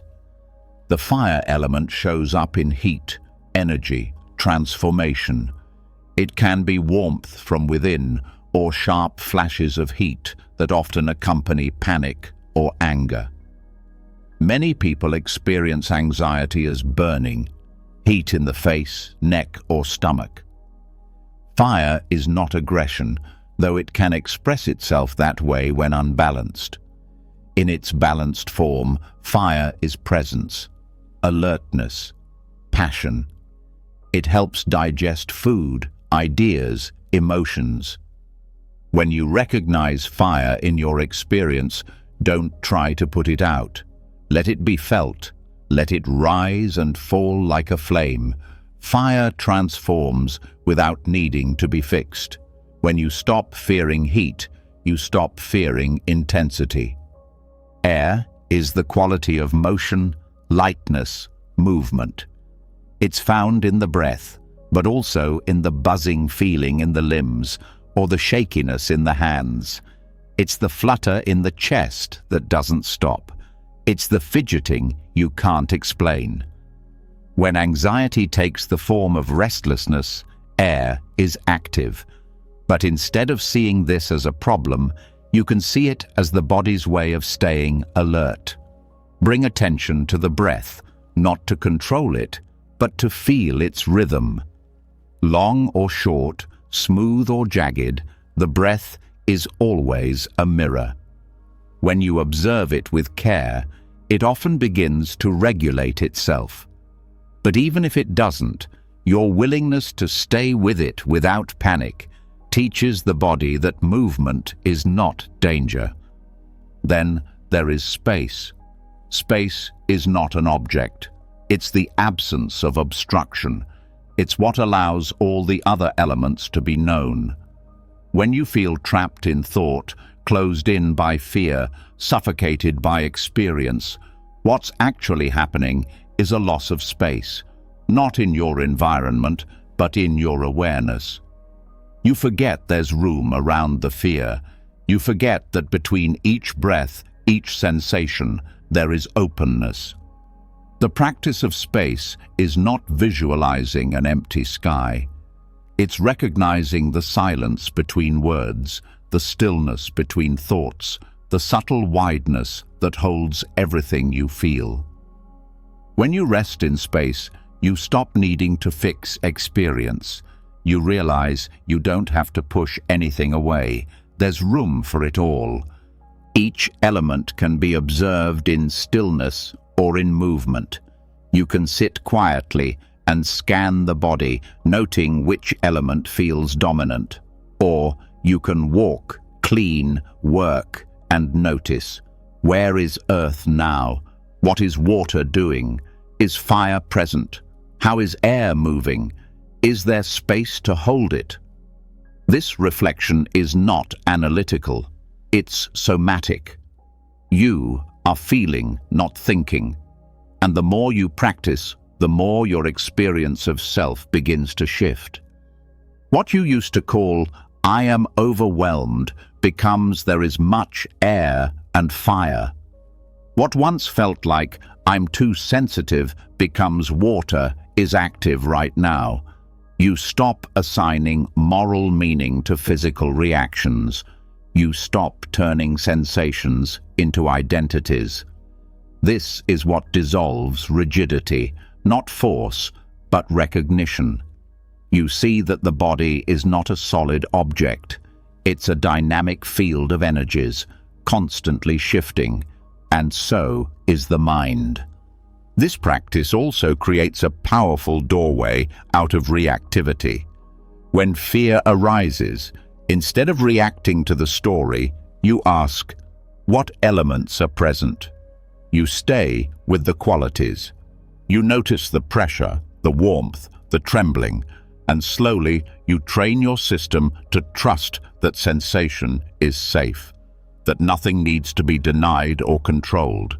This deconstructs the sense of threat, not because you've removed the feeling, but because you've removed the fight against it. The elements also help you find balance. If air is too strong, too much motion, you bring in earth, grounding through contact with the body. If fire is too hot, anger or panic, you soften with water, cool the system with gentle movement or stillness. If everything feels stuck, heavy, collapsed, too much earth, you awaken with breath, light, gentle motion. And always, around all of it, you expand awareness into space. You don't resist the dominant element, you balance it. Over time, this practice creates a new relationship with the body. You stop fearing the physical signs of anxiety. You stop labeling every symptom as a crisis. You learn to listen, to observe, to be present with what is. And this brings a deep kind of confidence, not the confidence of always feeling good, but the confidence of knowing you can stay no matter what arises. That kind of stability is not built in thought. It's built in sensation, in meeting experience at the elemental level, in remembering that your fear, your joy, your confusion, your peace, they all arise from the same source. They are just different arrangements of the same basic ingredients. The more you see this, the less tightly you hold on. You stop needing to fix the elements. You start flowing with them. Even difficult emotions begin to feel less personal. Grief becomes heavy water. Anger becomes sharp fire. Restlessness becomes turbulent air. And all of them are just passing conditions, waiting to be met with wisdom. Dhatu contemplation is not about detaching from life. It's about stepping so fully into life that nothing needs to be avoided. You no longer live inside a rigid identity that must be defended. You live in a body made of earth and water, breath and warmth, held by space. That's more than enough. As you learn to rest in the body, not as an object to be fixed, but as a field of elements constantly changing, something becomes unmistakably clear. Most of the pain you carry doesn't come from what's happening inside your body or even in your mind. It comes from what you are chasing or resisting in the world around you. The effort to stay in control, the pressure to secure outcomes, the constant measuring of whether you are winning or losing, accepted or rejected, rising or falling. This struggle, repeated day after day, keeps anxiety alive, even when nothing is wrong in the present moment. And it is precisely this invisible pressure that the Buddha called the pull of the 8 worldly winds. Gain and loss, praise and blame, fame and disrepute, pleasure and pain. These are the winds that move the world. They blow through every life without exception. It doesn't matter how wise or accomplished someone is, these winds still come. The difference lies in how you respond. Most people chase the ones they like and flee from the ones they fear. And this movement, this clinging and aversion, is what creates stress, tension, and reactivity. Anxiety forms when your peace depends on staying on the right side of these winds. You feel safe when things are going well, when you're gaining, when you're liked, when things feel good. But you also become afraid that it could all fall apart, that you'll lose what you have, that others will change their opinions, that discomfort will return. It's not the experience itself that's unbearable, it's the fear of losing what feels safe. That fear is subtle, but it never lets you rest. Start with gain and loss. The need to achieve, accumulate, progress. It drives many lives. But if your sense of stability depends on always getting more money, more success, more security, then every setback becomes a threat. The fear of failure takes root. Not because failing hurts, but because failing seems to mean something about you. It feels like you've lost your place in the world. But gain and loss are inevitable. They're part of movement. What comes will also go. The more you cling to what you have, the more tightly fear wraps around your chest. Letting go doesn't mean not caring. It means caring without attachment. It means doing your best and releasing what you can't control. Praise and blame work the same way. When people like you, praise you, approve of your actions, it feels like stability, like worth. But the moment someone disapproves or criticizes you, anxiety rises.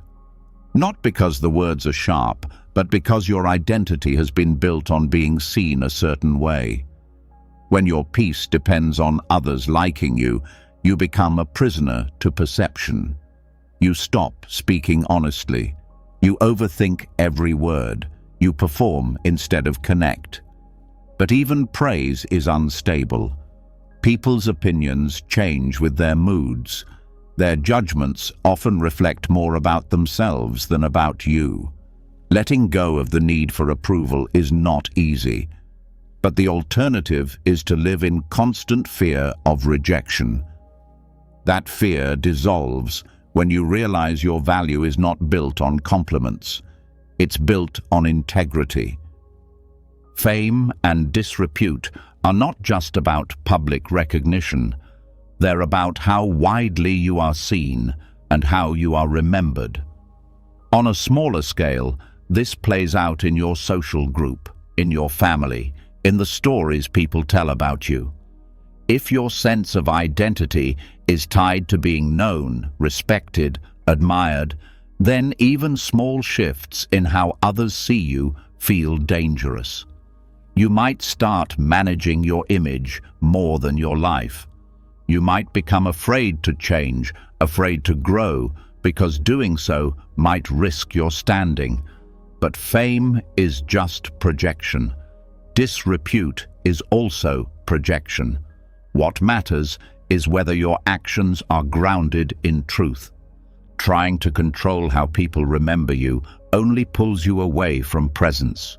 Pleasure and pain are the most immediate of the 8 winds. Every moment is touched by sensation. And for most, the pattern is simple. Seek pleasure, avoid pain. But when you live this way, you are always leaning forward or pulling back. You're never settled. Even when things feel good, you start fearing the end. Even when you feel calm, you anticipate the return of discomfort. This creates anxiety in the middle of joy, because you've tied your peace to feeling a certain way. But when you practice being with pain without resistance and pleasure without clinging, you stop depending on the moment being any particular way. That's freedom. All 8 winds operate together, often without being noticed. You feel pressure to succeed because of the promise of gain and the fear of loss. You seek praise and fame because they feel like confirmation that you matter. You avoid blame and disrepute because they threaten your belonging. You crave pleasure because it feels safe. You fear pain because it feels like punishment. But none of this is fixed. These winds don't define you. They only move through you. The Buddha didn't teach people how to avoid the winds. He taught them how to stand still in the middle of them, to be unmoved, not because they stopped caring, but because they saw clearly. They saw that these experiences rise and fall again and again, that clinging to them brings suffering and letting them pass brings peace. So how do you practice with these winds? Start by naming them when they arise. When you feel the rush of success, say gain. When you feel shame, say blame. This helps you separate the experience from your identity. You're not caught in the content, you're observing the pattern. Then notice the reaction. What does the mind do when praised? Does it cling? Does it rehearse? Does it want more? What does the body do when pain arises? Does it tense? Does it resist? Does it collapse? Just seeing these reactions weakens their hold. The key is equanimity, not detachment, but balance, meeting each wind with evenness. Gain and loss are met with the same calm. Praise and blame don't shake your core. Fame and disrepute don't define your path. Pleasure and pain don't trap you in reactivity. This doesn't mean you don't feel, it means you don't cling. You stay rooted in something deeper than experience, wisdom. Over time, you start to live differently. You make decisions based on values, not applause. You work hard, but not for validation. You enjoy good moments without needing to make them last. You face hard moments without believing they'll break you. You stop managing your life like a brand. You start living your life like a path. This doesn't mean passivity. It means clarity. You still act. You still speak. You still care. But you do so from steadiness, not from fear. And when setbacks happen, as they always will, you don't collapse. You adapt. You learn. You keep going. The practice deepens when you start to see how these winds shape your inner world. You notice how your thoughts shift when someone praises you, how your posture changes when you feel rejected, how your breath shortens when you anticipate loss. And in each moment, you bring awareness. You breathe. You stay. You remember, this is a wind. It will pass. I don't need to react. This isn't about becoming indifferent. It's about becoming free. Free to enjoy without attachment. Free to serve without self-interest. Free to feel deeply without losing your balance. The less you cling to these winds, the more your heart opens. Because you're no longer trying to protect a fragile identity. You're living from something spacious, grounded, and true. And when anxiety tries to return, when the fear of losing control creeps back in, you meet it with the same steadiness. You don't need to control the wind. You only need to stop chasing it. Your peace is not found in the next gain, the next compliment, the next moment of pleasure. Your peace is here, in this breath, in this awareness, in your willingness to let go. The moment you stop chasing the shifting winds of gain and loss, praise and blame, something deeper starts to settle. But in that settling, a new kind of silence appears, a space that once was filled with noise, striving and comparison. And that space can feel unfamiliar, because for so long your energy has been tied to reaching, proving, accumulating, and holding on. When those efforts stop, even for a moment, the question arises, what now? This is where the teaching on renunciation becomes not an escape from life, but a return to it, not as a rejection of joy, but as the recognition of a joy that doesn't rely on outcomes. The word renunciation often sounds harsh. To many, it seems like giving up too much. But from a Buddhist perspective, renunciation is not about becoming less alive. It's about being free from what keeps you divided inside. It's the letting go that leads to strength. It's choosing peace over possession, presence over distraction, depth over surface. Anxiety feeds on attachment, not just to things, but to roles, expectations, imagined futures, unexamined habits. The fear of losing what you think you need is often stronger than any actual loss. You fear being without, not because you are truly unsafe, but because the identity built on having, doing, or becoming feels threatened. This fear tightens the body, it speeds the breath, it creates tension even when nothing is happening. The practice of renunciation addresses this at its root, not by forcing you to give things up, but by showing you what was never necessary in the first place. Letting go voluntarily is different from losing something by force. When something is taken from you, it creates grief, resistance, or numbness. But when you place something down with awareness, when you see that clinging no longer serves, that choice becomes a source of confidence. You realize you do not need to possess everything you once held tightly. You do not need to chase every comfort to feel whole. Letting go becomes a statement of sufficiency. I am enough without this. This is not about poverty. It's not about pushing life away. It's about clearing space. When you no longer need constant stimulation, you begin to hear your own mind. When you stop needing every moment to be pleasant, you begin to feel grounded. When you step away from roles that exhaust you, you begin to remember who you are without effort. Renunciation is not a sacrifice, it's a return.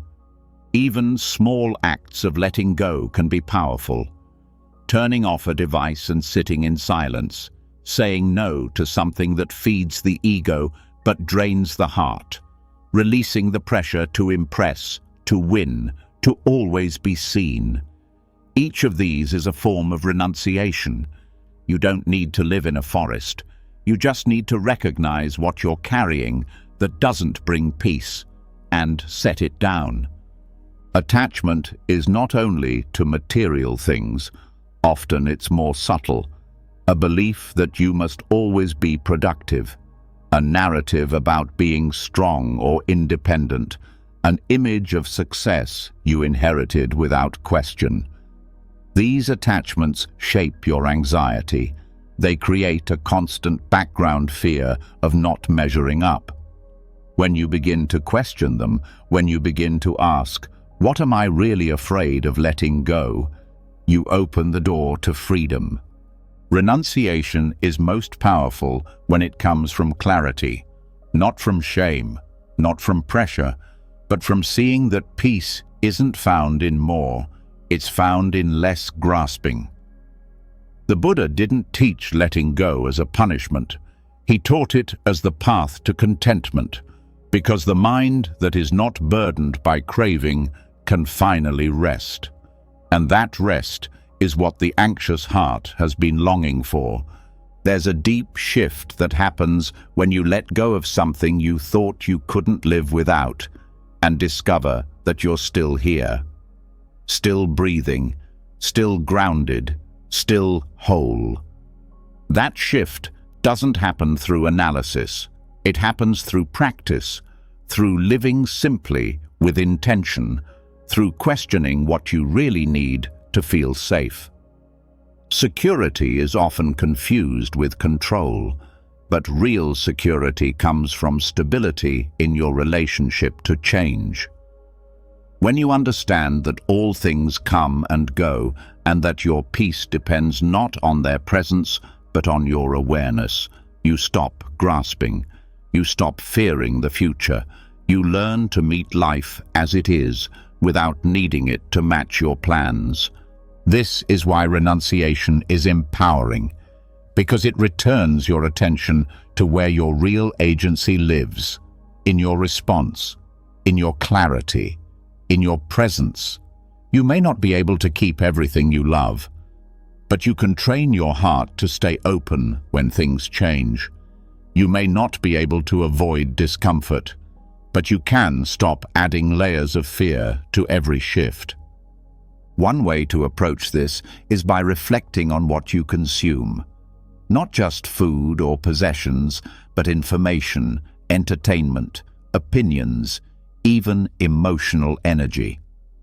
Every time you consume something, ask, is this nourishing or numbing?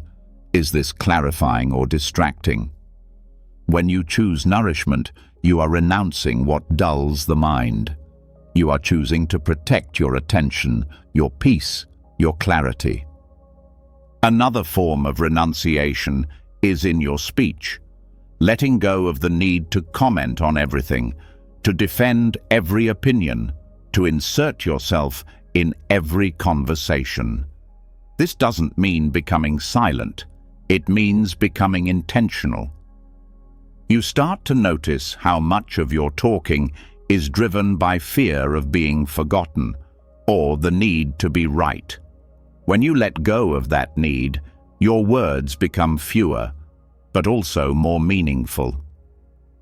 You can also practice renunciation in relationships, not by walking away, but by letting go of control, letting others be as they are, letting go of the fantasy that you can manage their emotions, fix their problems, or keep them close forever. You begin to love with openness instead of grasping, with presence instead of demand. This shift changes everything.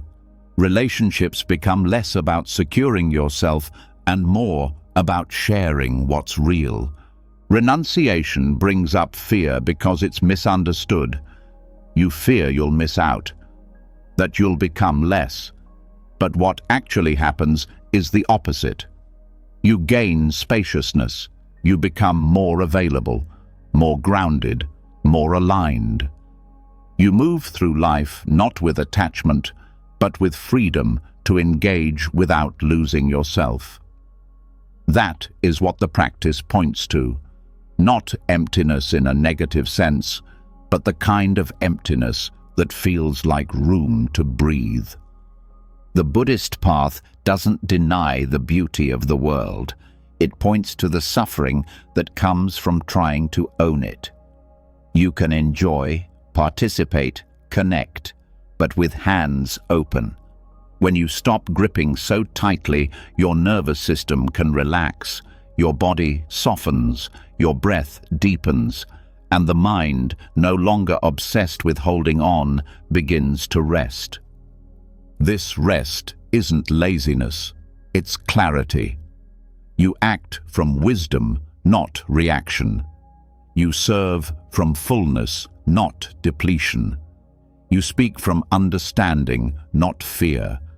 And you know when to stop, when to pause, when to let go, not because you're giving up, but because you've learned to trust that letting go is the way forward. Even your spiritual path can benefit from this kind of letting go of the idea of progress, of becoming someone better, of reaching some final state, because anxiety can sneak into practice too. You start comparing your peace to someone else's. You chase a version of awakening that looks like someone else's story. But when you renounce comparison, your own path opens, quietly, authentically. Letting go is never about rejecting life. It's about learning how to stop clinging to what cannot be kept. It's about discovering that the more you hold on, the more you suffer, and the more you release, the more clearly you see. The clarity that follows renunciation isn't cold, it's luminous. It lets you meet the world with steady eyes and a peaceful heart. After letting go of possessions, roles, and the need to control how others see you, something lighter begins to settle inside. You feel more space, less urgency. But then, a quieter layer of discomfort often starts to surface. One that's easy to miss because it hides behind good intentions. It doesn't feel like craving in the usual sense. It feels like effort. It feels like wanting to improve, to heal, to evolve. It feels like a wish to feel better. Yet, somehow, this wish can make you restless again. This is the subtle tension of spiritual boredom, a discomfort that arises not from external problems, but from the internal expectation that your practice should constantly produce peace, insight, or transcendence. When it doesn't, the mind grows uneasy.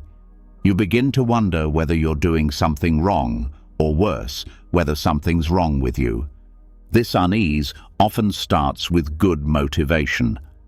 You begin a meditation practice to understand your mind or to relieve suffering.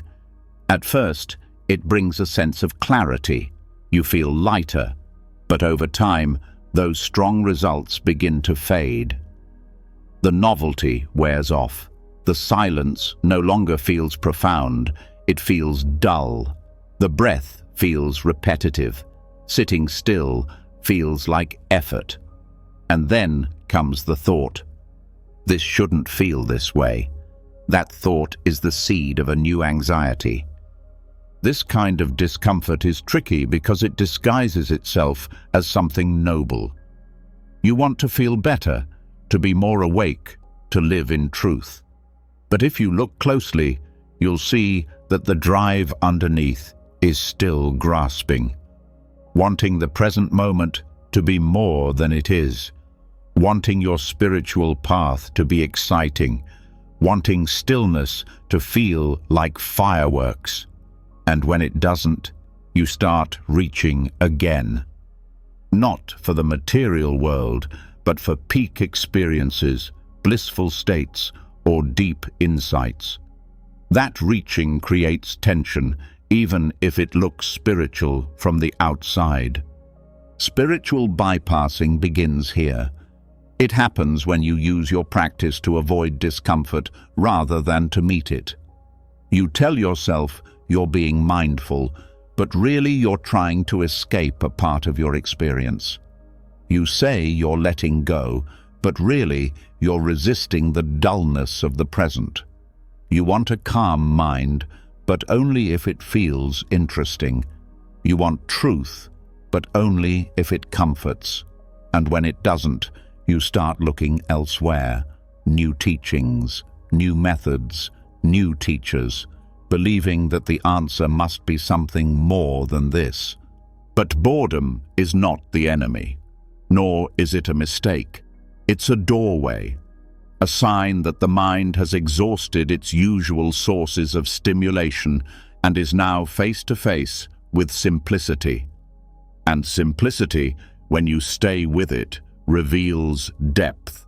Not quickly, not dramatically, but quietly, patiently, like water slowly carving through stone. The problem isn't the absence of excitement. The problem is the belief that excitement is required. When you expect your spiritual practice to always feel meaningful, peaceful, or profound, you're setting yourself up for disappointment. You're holding a subtle standard, and that standard becomes a form of inner pressure. You meditate, but with an agenda. You breathe, but only to get somewhere. You let go, but only as a strategy to feel better. The Buddha didn't teach meditation as a way to feel good. He taught it as a way to see clearly. And sometimes what you see is emptiness, not the beautiful kind that feels vast and open, the dull kind, the kind that feels like nothing is happening. But even that is something to observe. Even that has tone, texture, temperature. Even that teaches patience. If you can learn to stay with boredom, to observe the mind's resistance without reacting, you begin to notice what's underneath. Often, boredom covers fear. The fear that life without drama is meaningless. that without intensity, there is nothing to hold on to, that if you stop reaching, you'll disappear. These fears aren't conscious. They live in the body, in the nervous system. But when you stay still long enough, they start to speak. And when they do, you don't need to argue. You don't need to explain. You just stay. You breathe. You watch. And slowly, the fear softens. You realize that peace doesn't have to feel exciting. That meaning doesn't have to arrive in flashes of insight. That growth often looks like nothing changing until one day you realize you're not reacting to life the way you used to. There's a deep liberation in realizing that you don't have to feel better to be okay. That you can sit in stillness, feel absolutely nothing special, and still be present, still be awake. This is the turning point. When practice becomes less about how it feels and more about how steadily you stay. The desire to always feel good is just another form of craving. It's subtle, but it's sticky. It tells you that your worth is tied to your state of mind, that your progress is measured by your mood. But mood is not truth. Peace is not a sensation. It's the absence of struggle. And that absence might feel like stillness, or quiet, or even boredom, but it's alive in its own way. Simple, unadorned, clear. You begin to train your mind to recognize value in subtlety. The quiet shift in posture when anxiety passes, the softening of the jaw after a deep exhale, the moment when a reactive thought arises and you notice it without following. These are not fireworks, but they are freedom, and they're easy to miss if you're always looking for something better. This also changes how you relate to other people's journeys. You stop comparing. You stop assuming that someone else's insight means you're behind. You realize that spiritual highs are not the goal. They're moments. Beautiful, but not sustainable. They come and go. What stays is your willingness to keep showing up, to keep practicing even when it's dry, even when it's slow, even when nothing seems to happen. And in that consistency, something deeper grows. Not performance, not enlightenment as a trophy, but stability, a groundedness that doesn't depend on feeling inspired, a presence that doesn't rely on being moved. You become trustworthy to yourself, not because you always feel good, but because you've stopped needing to. This is the heart of mature practice, not spiritual excitement, but spiritual endurance, the kind that shows up day after day, breath after breath, not out of obligation, but out of love. Love for truth, even when it's quiet. Love for life, even when it's still. Love for your own humanity, even when it's not transforming in visible ways. The agitation that comes from trying to feel better fades over time when you stop giving it energy. When you stop needing your experience to entertain you, you start meeting it as it is. And in that meeting, life begins to open, slowly, steadily, on its own terms. You don't need to add meaning to every moment. You don't need to make every practice session feel important. You just need to stay, to listen, to trust that the most meaningful things grow in silence. Once you stop reaching for better feelings and begin meeting each moment as it is, without needing it to transform, you discover something surprising. Fear doesn't go away, but it also doesn't hold the same weight. It stops being a wall and becomes a door. Not a door you have to break through, but one you can walk up to, stand in front of, and stay with. That staying is not force. It's not resistance. It's a different kind of strength, one that doesn't come from pushing harder, but from opening wider. This strength is not built on toughness. It's rooted in the heart. And the Buddha taught that the most powerful kind of courage is not the absence of fear, but the presence of love, compassion, joy for others, and calm balance. These four inner qualities, metta, karuna, mudita, and upekkha, are known as the Brahma Viharas, or the divine abodes. They are not escapes from life's intensity. They are the foundation from which you can face it with steadiness. These qualities are not emotional decorations. They are practices, disciplines, and more than that, they are antidotes. Each one transforms how fear operates in the mind. They take what feels overwhelming and make it workable, not because the fear goes away, but because you're no longer facing it alone. You're meeting it with the whole heart. Metta, or loving kindness, is not about pretending everything is okay. It's about inclining the heart toward care, even in the face of fear. When anxiety arises, the instinct is often to fight it or to collapse into it. But when you meet anxiety with kindness, you stop treating it as the enemy.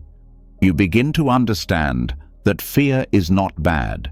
It's part of your sensitivity, your wiring, your history. It's a messenger, not a flaw. Kindness turns the emotional environment into one that can hold discomfort without judgment. When you say, "May I be safe, may I be well," you are not casting a spell. You are creating space. You are reminding yourself that even here, in this unsettled moment, you deserve gentleness. That reminder changes how you breathe, how you sit, how you treat yourself. And when fear feels seen, not attacked, it starts to soften. Karuna, or compassion, is what arises when you see suffering clearly and respond with care. But real compassion begins with yourself, especially when fear shows up. Often, people judge their own anxiety. They feel ashamed. They think it means they're weak, broken, or not far enough along the path. But compassion says, this too is worthy of care. It doesn't wait for the pain to improve before offering warmth. Practicing compassion means being honest about where it hurts, without collapse, without dramatizing, without turning pain into identity. Just the clear recognition that something here is tender, and that tenderness deserves to be met with presence. When you do this regularly, something changes in your system. Fear still arises, but it's not layered with shame. It's not weaponized by self-judgment. You create the conditions for healing simply by not turning away. Mudita, or empathetic joy, seems at first to have little to do with fear, but it's one of the most powerful supports in difficult times. Fear narrows the mind. It pulls attention inward. It creates the illusion that you're alone. Joy for others opens the field again. When you learn to celebrate someone else's peace, someone else's happiness, someone else's success, you remind yourself that goodness is still possible, right now, even in the middle of your struggle. This practice is not about comparison. It's not about denying your pain. It's about expanding your awareness beyond the tight grip of self-focus. Fear often thrives in isolation. Joy for others breaks that isolation without needing to fix anything. You're not using someone else's joy to escape your discomfort. You're using it to reconnect with life. This kind of joy is not loud or fake. It's quiet, real, and deeply healing. Then there's upekkha, equanimity. This is the steady heart, the capacity to stay centered while everything moves around you. Equanimity doesn't mean you stop feeling. It means you stop being controlled by every wave. You see pain, you see joy, you see change, and you meet them all with the same inner balance. You don't shut down, you don't get pulled into extremes. You stay present. That presence is not passive, it's deeply alive. Practicing equanimity helps when fear tells you that you can't handle what's coming, because fear loves to live in the future. It asks, what if? What if it gets worse? What if I can't cope? But equanimity brings you back. Right now, this breath, this sensation, this thought, just this. And even if it's hard, you begin to learn that difficulty doesn't mean disaster, that you don't need to feel perfect to be okay. These 4 qualities are called divine abodes because they are places the heart can live. Not occasionally visit, but dwell in. They're not goals to reach, they're foundations to return to. And when they are developed, they create the conditions for true courage. Not the courage to fight through life, but the courage to stay open to it, to feel everything without being ruled by anything. In fear, the instinct is often to shrink, to close down, to make the world smaller. But with the Brahma Viharas, you begin to expand. Slowly, steadily. You hold more, you see more, you soften more. And in that expansion, the fear doesn't vanish, but it loses its power to define you. Each quality is a practice because it takes repetition. You're retraining the mind. If you've spent years responding to anxiety with judgment, then kindness will feel unfamiliar at first. If you've spent years trying to control emotion, then compassion will feel like surrender. If your attention has always been consumed by your own problems, then joy for others might feel irrelevant. If you've always reacted to highs and lows, then equanimity might feel flat. But all of these are signs that something is shifting, that new pathways are forming. You can develop these qualities in formal meditation, by repeating phrases, by bringing people to mind, by observing your own responses. But you can also develop them in daily life. When you notice tension rising, pause, offer kindness. When you see someone struggling, offer compassion. When you hear good news, offer joy. When things change, return to balance. These are not big acts, but they are consistent ones, and over time, they become your natural way of meeting the world. What you're building is not just emotional strength, it's the kind of courage that allows you to live fully, even in the face of uncertainty. The lion's roar is not a sound of aggression. It's the voice of someone who is not afraid to be awake, not afraid to feel, not afraid to stay. That roar can be silent, it can be soft, but it's unmistakable. It's what rises in the heart when you stop avoiding your experience and meet it with care. This is the path that transforms anxiety, not by removing it, but by meeting it so skillfully, so openly, that it has nowhere left to hide. And once fear is seen without flinching, it begins to lose its hold. Once you stop reaching for better feelings and begin meeting each moment as it is, without needing it to transform, you discover something surprising. Fear doesn't go away, but it also doesn't hold the same weight. It stops being a wall and becomes a door. Not a door you have to break through, but one you can walk up to, stand in front of, and stay with. That staying is not force. It's not resistance. It's a different kind of strength, one that doesn't come from pushing harder, but from opening wider. This strength is not built on toughness. It's rooted in the heart. And the Buddha taught that the most powerful kind of courage is not the absence of fear, but the presence of love, compassion, joy for others, and calm balance. These four inner qualities, metta, karuna, mudita, and upekkha, are known as the Brahma Viharas, or the divine abodes. They are not escapes from life's intensity. They are the foundation from which you can face it with steadiness. These qualities are not emotional decorations. They are practices, disciplines, and more than that, they are antidotes. Each one transforms how fear operates in the mind. They take what feels overwhelming and make it workable, not because the fear goes away, but because you're no longer facing it alone. You're meeting it with the whole heart. Metta, or loving kindness, is not about pretending everything is okay. It's about inclining the heart toward care, even in the face of fear.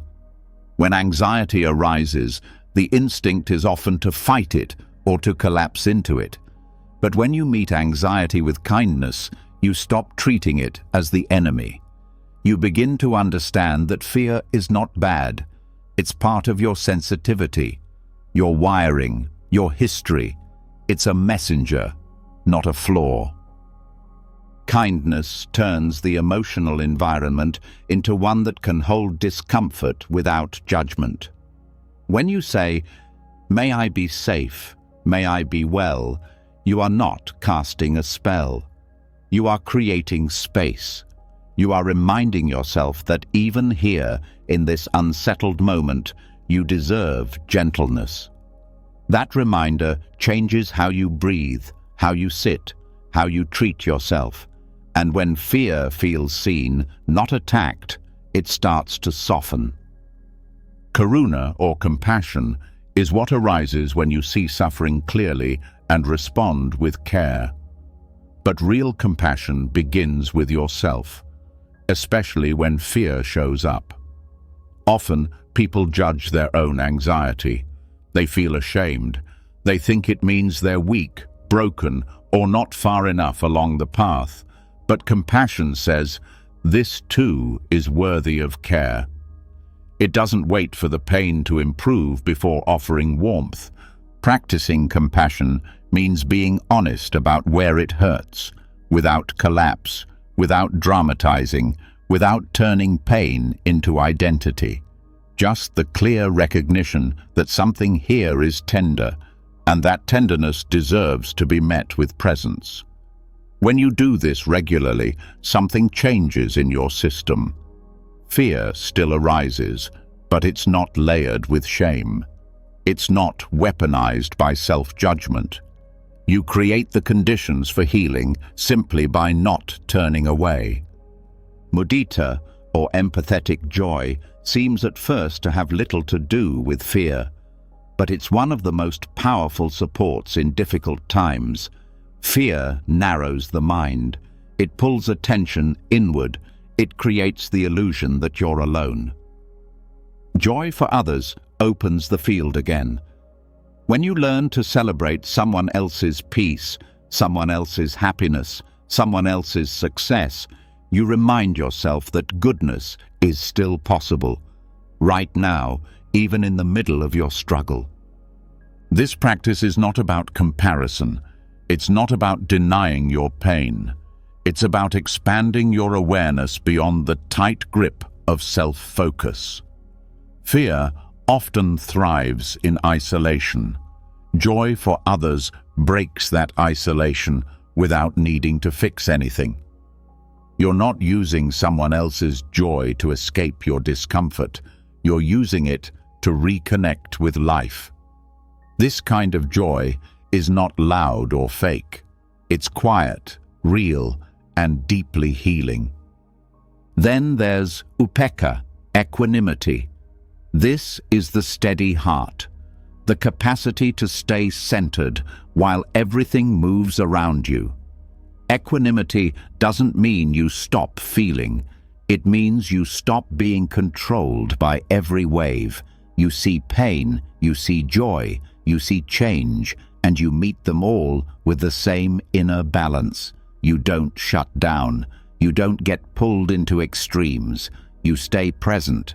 That presence is not passive. It's deeply alive. Practicing equanimity helps when fear tells you that you can't handle what's coming, because fear loves to live in the future. It asks, what if? What if it gets worse? What if I can't cope? But equanimity brings you back. Right now, this breath, this sensation, this thought, just this.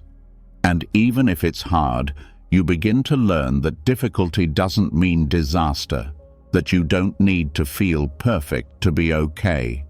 These 4 qualities are called divine abodes because they are places the heart can live, not occasionally visit, but dwell in. They're not goals to reach. They're foundations to return to. And when they are developed, they create the conditions for true courage. Not the courage to fight through life, but the courage to stay open to it, to feel everything without being ruled by anything. In fear, the instinct is often to shrink, to close down, to make the world smaller. But with the Brahma Viharas, you begin to expand. Slowly, steadily. You hold more. You see more. You soften more. And in that expansion, the fear doesn't vanish, but it loses its power to define you. Each quality is a practice because it takes repetition. You're retraining the mind. If you've spent years responding to anxiety with judgment, then kindness will feel unfamiliar at first. If you've spent years trying to control emotion, then compassion will feel like surrender. If your attention has always been consumed by your own problems, then joy for others might feel irrelevant. If you've always reacted to highs and lows, then equanimity might feel flat. But all of these are signs that something is shifting, that new pathways are forming. You can develop these qualities in formal meditation, by repeating phrases, by bringing people to mind, by observing your own responses, but you can also develop them in daily life. When you notice tension rising, pause, offer kindness. When you see someone struggling, offer compassion. When you hear good news, offer joy. When things change, return to balance. These are not big acts, but they are consistent ones, and over time, they become your natural way of meeting the world. What you're building is not just emotional strength, it's the kind of courage that allows you to live fully, even in the face of uncertainty. The lion's roar is not a sound of aggression, it's the voice of someone who is not afraid to be awake, not afraid to feel, not afraid to stay. That roar can be silent, it can be soft, but it's unmistakable. It's what rises in the heart when you stop avoiding your experience and meet it with care. This is the path that transforms anxiety, not by removing it, but by meeting it so skillfully, so openly, that it has nowhere left to hide. And once fear is seen without flinching, it begins to lose its hold. Once the heart begins to rest in qualities like kindness, compassion, and equanimity, a new kind of strength becomes available. Not a sharp or loud strength, but a steady presence. You stop hiding from your experience. You stop fighting your feelings. You begin to meet the world from a place of care rather than control. But even in that clarity, there are days when staying grounded is difficult. moments when inner courage feels far away. That's when something else becomes essential, not as a technique, but as a living, breathing support. Kalyana Mittata, noble friendship. The Buddha called noble friendship not a part of the path, but the whole of the path. Because no matter how much inner work you do, there are times when being alone with your mind becomes overwhelming. Not because you're doing something wrong, but because healing, insight, and transformation were never meant to happen in isolation. When fear closes in, the presence of someone who sees clearly can steady what you can't hold alone. Spiritual friendship is not built on entertainment, convenience, or comfort. It's built on shared values, on mutual respect, on honesty that comes without cruelty, and warmth that comes without attachment. These relationships are rare, not because they are impossible, but because they require both people to be walking the path sincerely. A noble friend is someone who reminds you of what matters, not by correcting you, but by embodying what you've forgotten in the moment. Anxiety thrives in disconnection. It builds in silence, in secrecy, in the corners of the mind where no one else sees. The inner critic grows stronger when there's no other voice to challenge it. But a wise friend offers perspective, not by fixing, but by reflecting. They see your fear and don't flinch. They see your doubt and don't turn away. Their presence alone is a kind of medicine. It says, without needing to be said, "You're not alone." This kind of friendship doesn't depend on long conversations or constant contact. It can be quiet, even distant, but it carries something sacred, a commitment to truth and to each other's growth. Sometimes the most powerful moment is just a pause, a glance, a silence where nothing needs to be explained. The anxiety that once felt like yours alone now lives in a wider space. It's shared, not as a burden, but as something human. Noble friends are also mirrors. They reflect your blind spots, not to judge, but to help you see. They help you notice the stories you tell yourself, the patterns you fall into, the fears you mistake for facts. And because you trust them, their words land differently.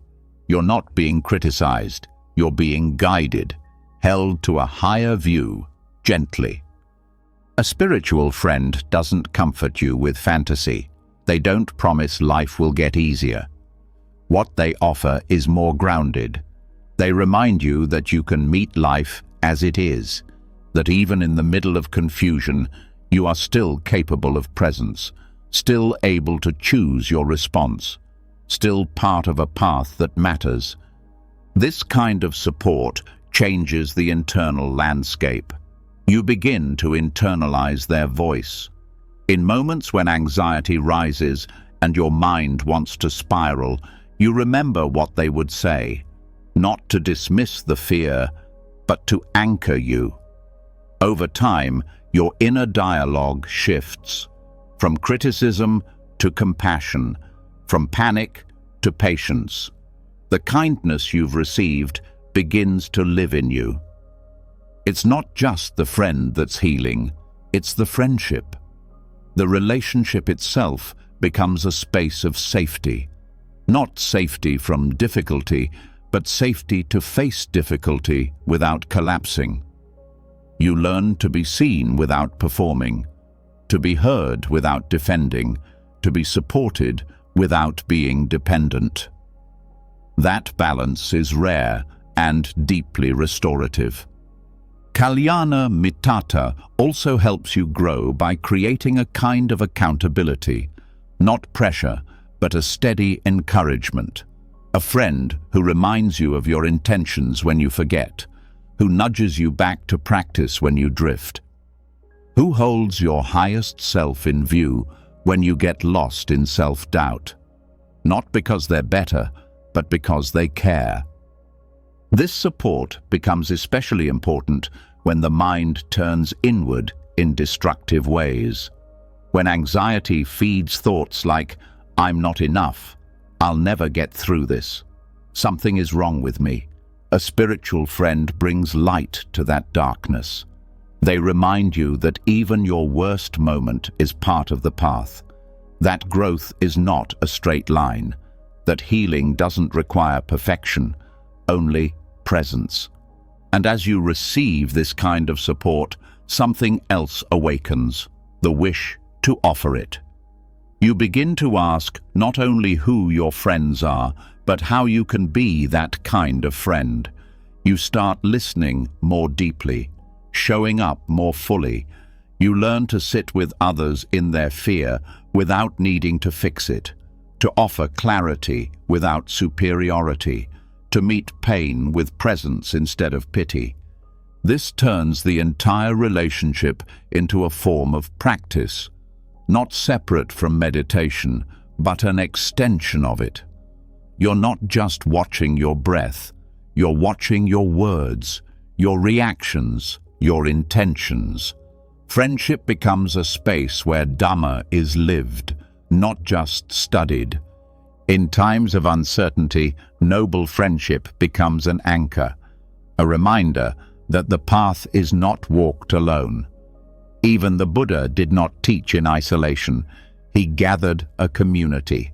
He encouraged connection, because he understood that transformation happens in relationship, that clarity grows through reflection, that the heart strengthens in shared purpose. The anxiety that once felt overwhelming now has somewhere to land. Not to be solved, but to be witnessed. Not to be explained away, but to be held. When that happens, your nervous system responds. Your breath deepens. Your chest softens. Your grip loosens. Not because the fear is gone, but because you're no longer carrying it alone. Friendship also brings joy, often overlooked in spiritual practice. The simple joy of connection, of laughter, of being reminded that life is not only serious, that growth can include lightness, that the path doesn't have to be lonely. This kind of companionship doesn't happen by accident. It's cultivated. It grows from honesty, humility, and care. It requires you to show up, to be real, to let others see you, not just when you're strong, but also when you're afraid. That vulnerability is not a weakness. It's the soil where real connection grows. Kalyana Mittata invites you to choose your companions with care, not just for comfort, but for truth. Who around you helps you remember your values? Who encourages you to stay awake when it would be easier to numb out? Who holds your heart without shrinking from its weight? And just as importantly, who do you offer that to? Because this is not about taking, it's about mutual refuge, a shared effort to walk with integrity, to meet life with honesty, to hold space for what's difficult, and to celebrate what's beautiful, even in the midst of it.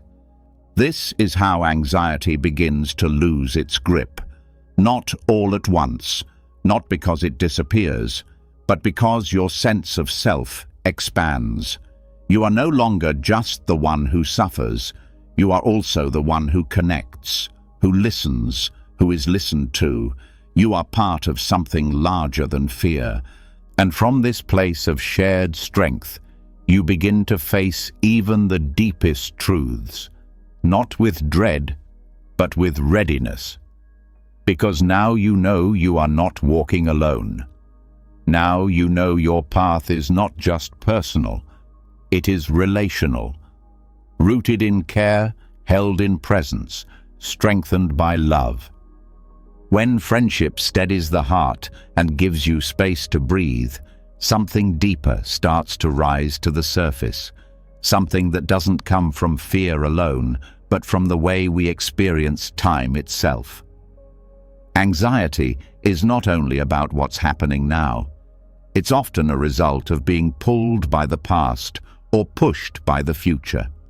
You may not even realize it's happening. A memory returns and the body tenses. A thought about tomorrow appears and the chest tightens. This subtle pressure builds quietly. The more time you spend outside of the present, the less grounded you feel. You're not lost in space. You're lost in time.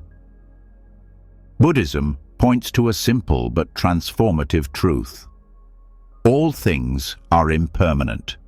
Everything arises and passes. Thoughts, feelings, sensations, situations, none of it stays. This truth is not philosophical. It's a direct observation.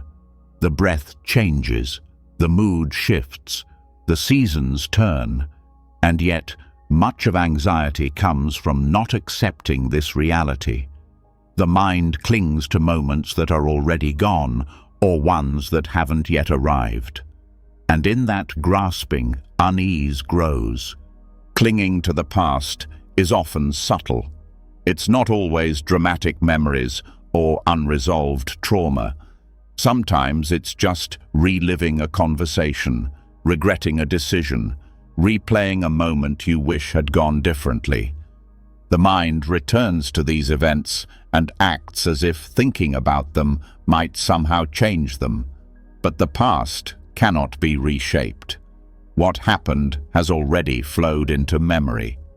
The suffering comes not from the event itself, but from the refusal to let it rest. Even good memories can cause tension. Nostalgia can turn into longing. The thought, "those were better times," creates a sense that something important has been lost. But no moment can be preserved. Trying to hold the past still is like trying to catch water with your hands. The harder you try, the more it slips away. Freedom comes not from forgetting, but from recognizing that the past is a mental formation arising in the present. It is a thought. It is not now. The same is true for the future. Anticipation often feels productive, as if worrying might help you prepare. But what most people call preparation is often fear in disguise. You imagine the worst-case scenario and rehearse how to survive it. You project a version of yourself into situations that don't exist and then panic about how to respond. But the future cannot be visited. It lives only in imagination, and no amount of thinking will guarantee control. What you fear about the future is often not the event itself, but your belief that you won't be able to handle it. You forget that the strength to meet any moment doesn't come from rehearsing, it comes from presence. When the moment actually arrives, you are not in it alone. You bring all of your training, your awareness, your calm. But that strength is built here, not there, in this breath, not in the imagined one. One of the reasons impermanence is such a powerful teaching is because it reveals the futility of clinging. You begin to see that everything you're afraid of losing was never yours to hold. This doesn't make life meaningless, it makes it precious. When you know something is temporary, you meet it with more care, more honesty, more gratitude. You don't waste time waiting for the perfect moment. You live in the moment you have. Presence is not a vague idea, it is an active return. Every time the mind leaves the now, you gently guide it back, to the feeling of the breath, to the weight of your body, to the sounds around you, to the simplicity of sensation. This returning is the practice. not as a technique to escape pain, but as a way to stop adding to it. When you are here, anxiety has less space to grow. You might notice that even small tasks become easier when approached from presence. Washing dishes, brushing your teeth, walking down the street. When fully engaged, they become anchoring. Not because the activity is special, but because you are no longer pulled in two directions. You are not doing one thing while thinking about another. This coherence between attention and action is what dissolves fragmentation. And fragmentation is the root of much inner tension. The fear of impermanence often shows up in relationships. You don't want the good times to end. You fear the pain of separation. You struggle to accept that even the deepest bonds will eventually change. But holding on tightly does not stop change. It only adds fear to love. When you remember that everything is changing, you begin to love more freely. You stop trying to keep people the same. You let them grow, and you let yourself grow with them. This truth also changes how you relate to suffering. Pain feels unbearable when it feels endless. But when you know it's impermanent, you don't panic. You meet it like a storm, intense but passing. You stay with it, breathe with it, and watch it shift. It always shifts. Knowing this doesn't make the pain disappear, but it makes it bearable. Because now you're not adding resistance, you're just staying present. The more you practice this, the more time begins to feel different. Not as a trap, but as something flexible. You stop measuring your life only in years, plans, and deadlines. You begin to live in moments. You start to trust that the only time you can ever truly live is now. Not the past version of yourself, not the imagined future version, but the one sitting here, breathing this breath. This perspective also helps with identity. Who you were is not who you are. Who you will be is not who you need to become. The mind often ties anxiety to a fixed idea of self. I've always been like this. What if I never change? But identity is not solid. You are always unfolding, always responding, always becoming. This is why presence is not only healing, it is truthful. It brings you face to face with what's real, not what's rehearsed. To live in the present does not mean you forget your past or ignore your future. It means you don't live in them. You use the past to learn, not to linger. You use the future to plan, not to panic. The rest of your attention is offered to what is directly in front of you. This requires discipline. It requires patience. It requires letting go of the comfort of distraction. Distraction often feels easier than presence. Scrolling, fantasizing, reliving, projecting, all of it gives the illusion of movement, but it drains your energy. What's difficult about presence is not the moment itself. It's the mind's resistance to the simplicity of now. Because when there's nothing to solve, nowhere to run, the mind feels exposed. But in that exposure is your true strength. You begin to sense that awareness itself is timeless, that beneath the changing forms, thoughts, emotions, sensations, there is something still, something that doesn't age, doesn't chase, doesn't flinch. This awareness is not passive, it's intimate. It holds each moment with care, even as that moment slips away. When you rest in that kind of presence, anxiety loses its foundation, because there is nothing left to escape. This is not about doing less. It's about being more fully with whatever you do. Whether it's working, resting, speaking, or sitting in silence, the question is not how much you accomplish.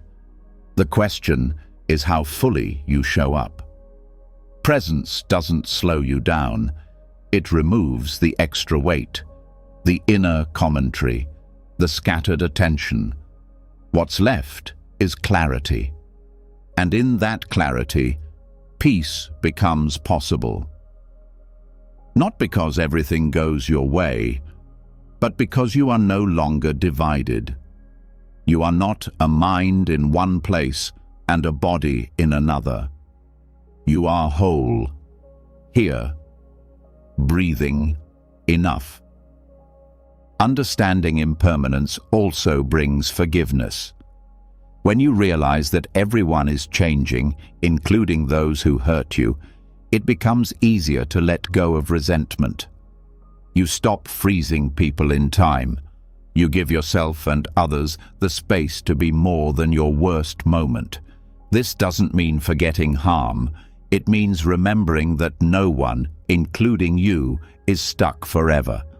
That memory is not destiny. That healing is not linear. This kind of forgiveness eases anxiety that's rooted in guilt or shame.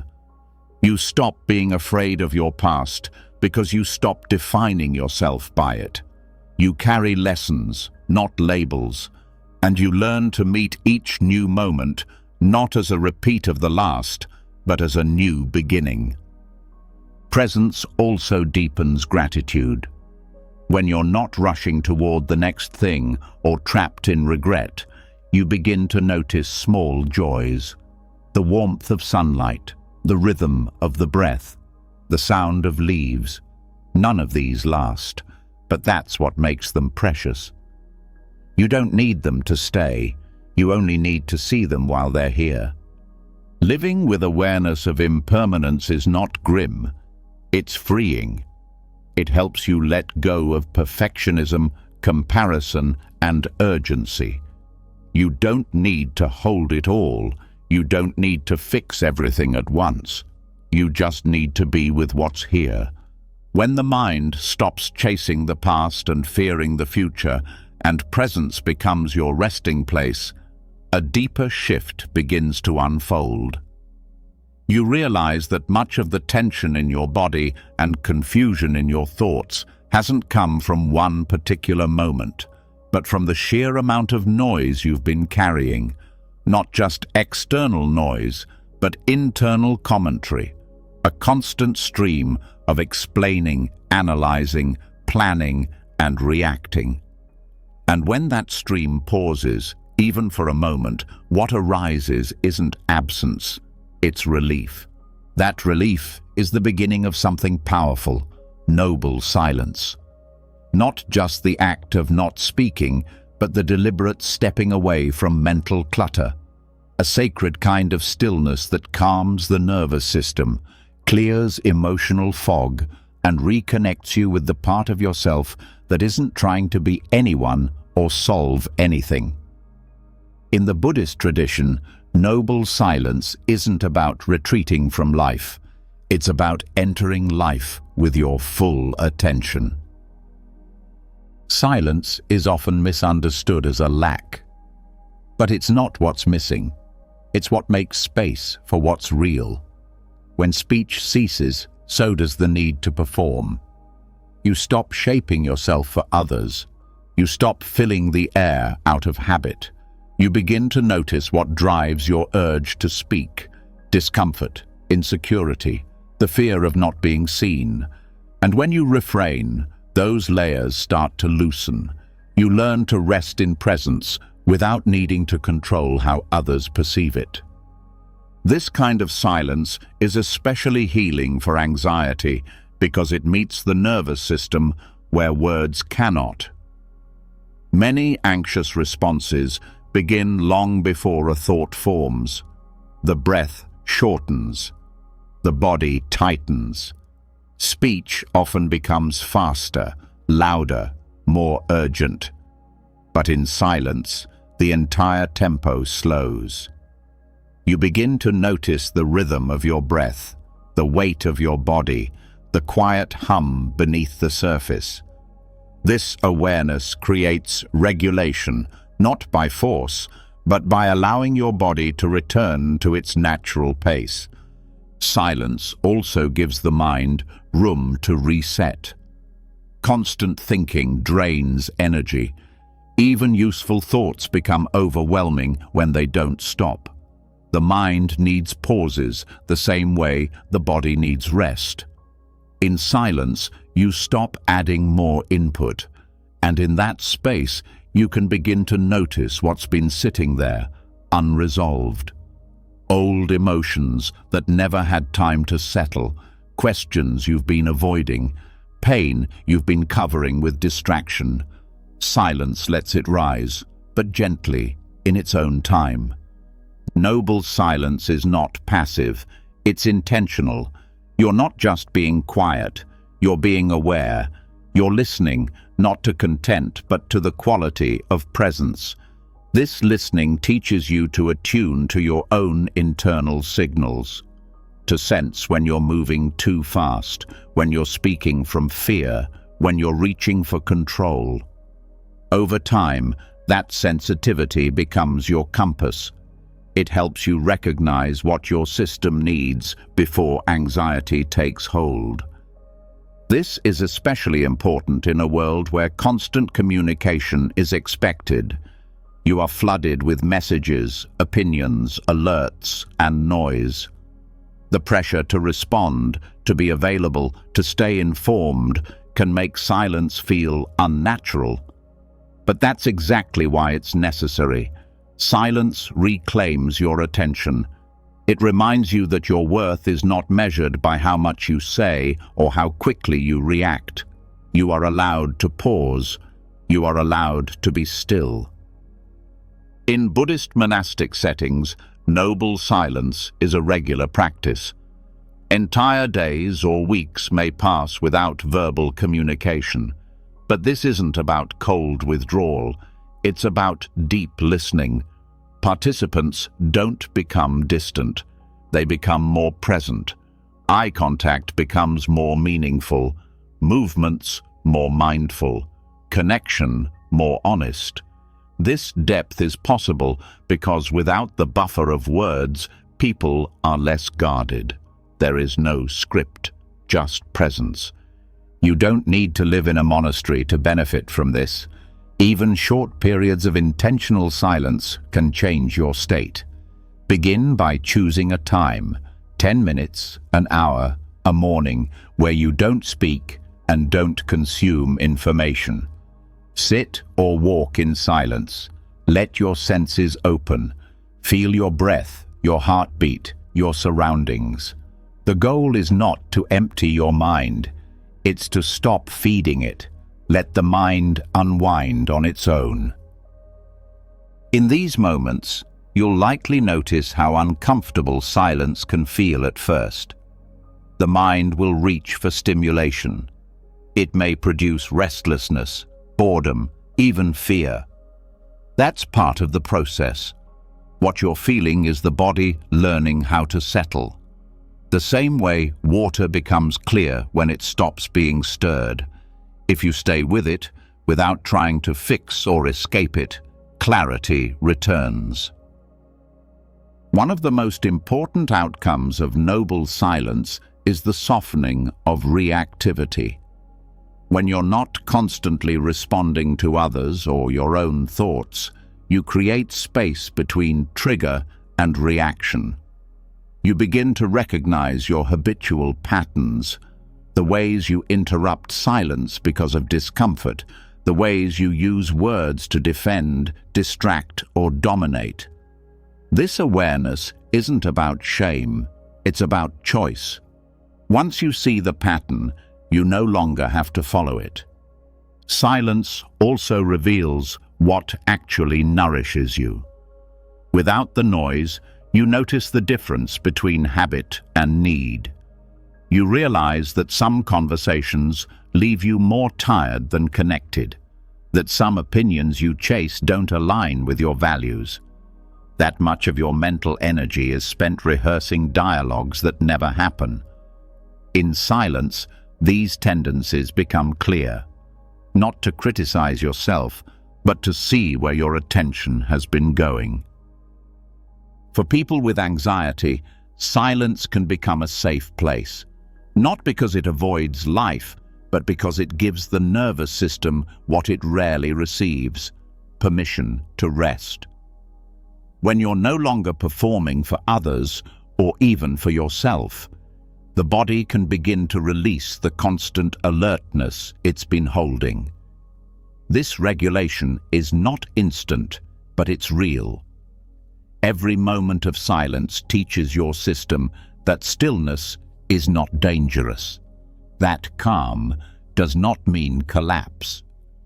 Over time, noble silence deepens your trust in your own presence. You no longer need to prove your insight through words. You no longer need to process every emotion out loud. You begin to sense that stillness is not the opposite of expression. It's the ground from which true expression arises. Your words become fewer, but carry more weight. Your actions come from a place of calm rather than urgency. This doesn't mean silence is always the answer. There are times when words are necessary to comfort, to clarify, to protect.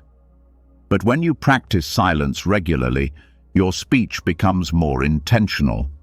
You speak with awareness, not out of compulsion. You know when to say something, and just as importantly, when not to. Even in relationships, silence can be transformative. Being with someone without needing to talk builds trust. It teaches both people that connection doesn't require constant commentary. That presence alone can be enough. This can be deeply healing, especially for those who grew up in environments where silence was filled with tension or avoidance. Noble silence is not that. It is not absence. It is attention without pressure. This kind of silence also supports deeper meditation. When you stop talking externally, it becomes easier to quiet the internal dialogue. When you're not preparing your next sentence or replaying the last one, the mind has room to breathe. You begin to hear the subtle layers of thought, the ones that drive your anxiety without being loud, and as you sit with them, they soften. You don't need to solve them, you just stop feeding them. Silence is not a break from practice. It is the practice. It teaches presence more directly than any technique, because it removes everything unnecessary and leaves only what's essential. You, this moment, this breath, and that is more than enough. When you begin to value silence, you also become more sensitive to the kinds of noise you invite into your life. You choose your conversations with more care. You protect your attention more wisely. You stop filling space just because it's empty. And in that protection, anxiety has less room to grow. At its deepest level, noble silence becomes sacred, not as a ritual, but as a return to your natural state before thought, before identity, before words. In that stillness, there's nothing to perform, nothing to prove, just being, breathing, enough. When silence becomes familiar, when it no longer feels like absence but presence, something shifts. You stop needing to fill space. You stop reacting to every ripple in the mind. The noise that once demanded attention begins to quiet on its own. And within that stillness, a deeper clarity emerges. One that doesn't come from thinking, but from seeing. From this grounded space, you're no longer running. And now, there is something waiting to be faced. Something that's always been close, always been shaping your reactions from the shadows. It is fear, not as an idea, but as a felt experience, and for the first time, you're not turning away. The practice now is not escape, not avoidance, and not suppression. It's a steady, honest turning toward what has been uncomfortable for so long, not to analyze it, not to destroy it, but to see it as it really is. This is the heart of insight meditation, to meet experience directly, with awareness sharp and soft at the same time. And when that awareness meets fear without resistance, transformation begins. Fear often comes disguised. Sometimes it wears the mask of anger, irritability, restlessness, or urgency. Sometimes it shows up as mental stories that seem logical but carry a quiet panic underneath. Sometimes it's in the body, a tight chest, a shaky hand, a cold knot in the stomach. It's easy to respond to these signals by trying to make them go away. But avoidance doesn't resolve fear, it strengthens it, because what you avoid becomes larger in the dark. Turning toward fear means you stop fueling the illusion that it is too big for you. You pause, you stay, you bring awareness to the physical sensations that arise. And instead of reacting, you observe. You don't try to explain the fear, you don't argue with it, you don't look for its root or its reason, you just feel it as it is. Sensation, movement, energy, insight. Meditation works because it brings the mind into direct contact with what's happening now. You sit or lie down, you bring your attention to the body, and when fear arises, you note it. You don't run. You don't get pulled into the storyline it offers. You stay with the breath or with the area of the body where the fear is strongest. The mind might want to escape. It might want to solve. That's okay. You return, again and again, not with force, but with interest. This practice helps you see that fear is not one thing. It's a sequence. First, a sensation, then a thought, then another sensation in response to that thought. A wave, but every wave has a crest and a fall. When you stop adding new fear to the wave by resisting, judging, or running, it begins to dissolve. The power of this approach lies in its simplicity. You are not trying to fix fear.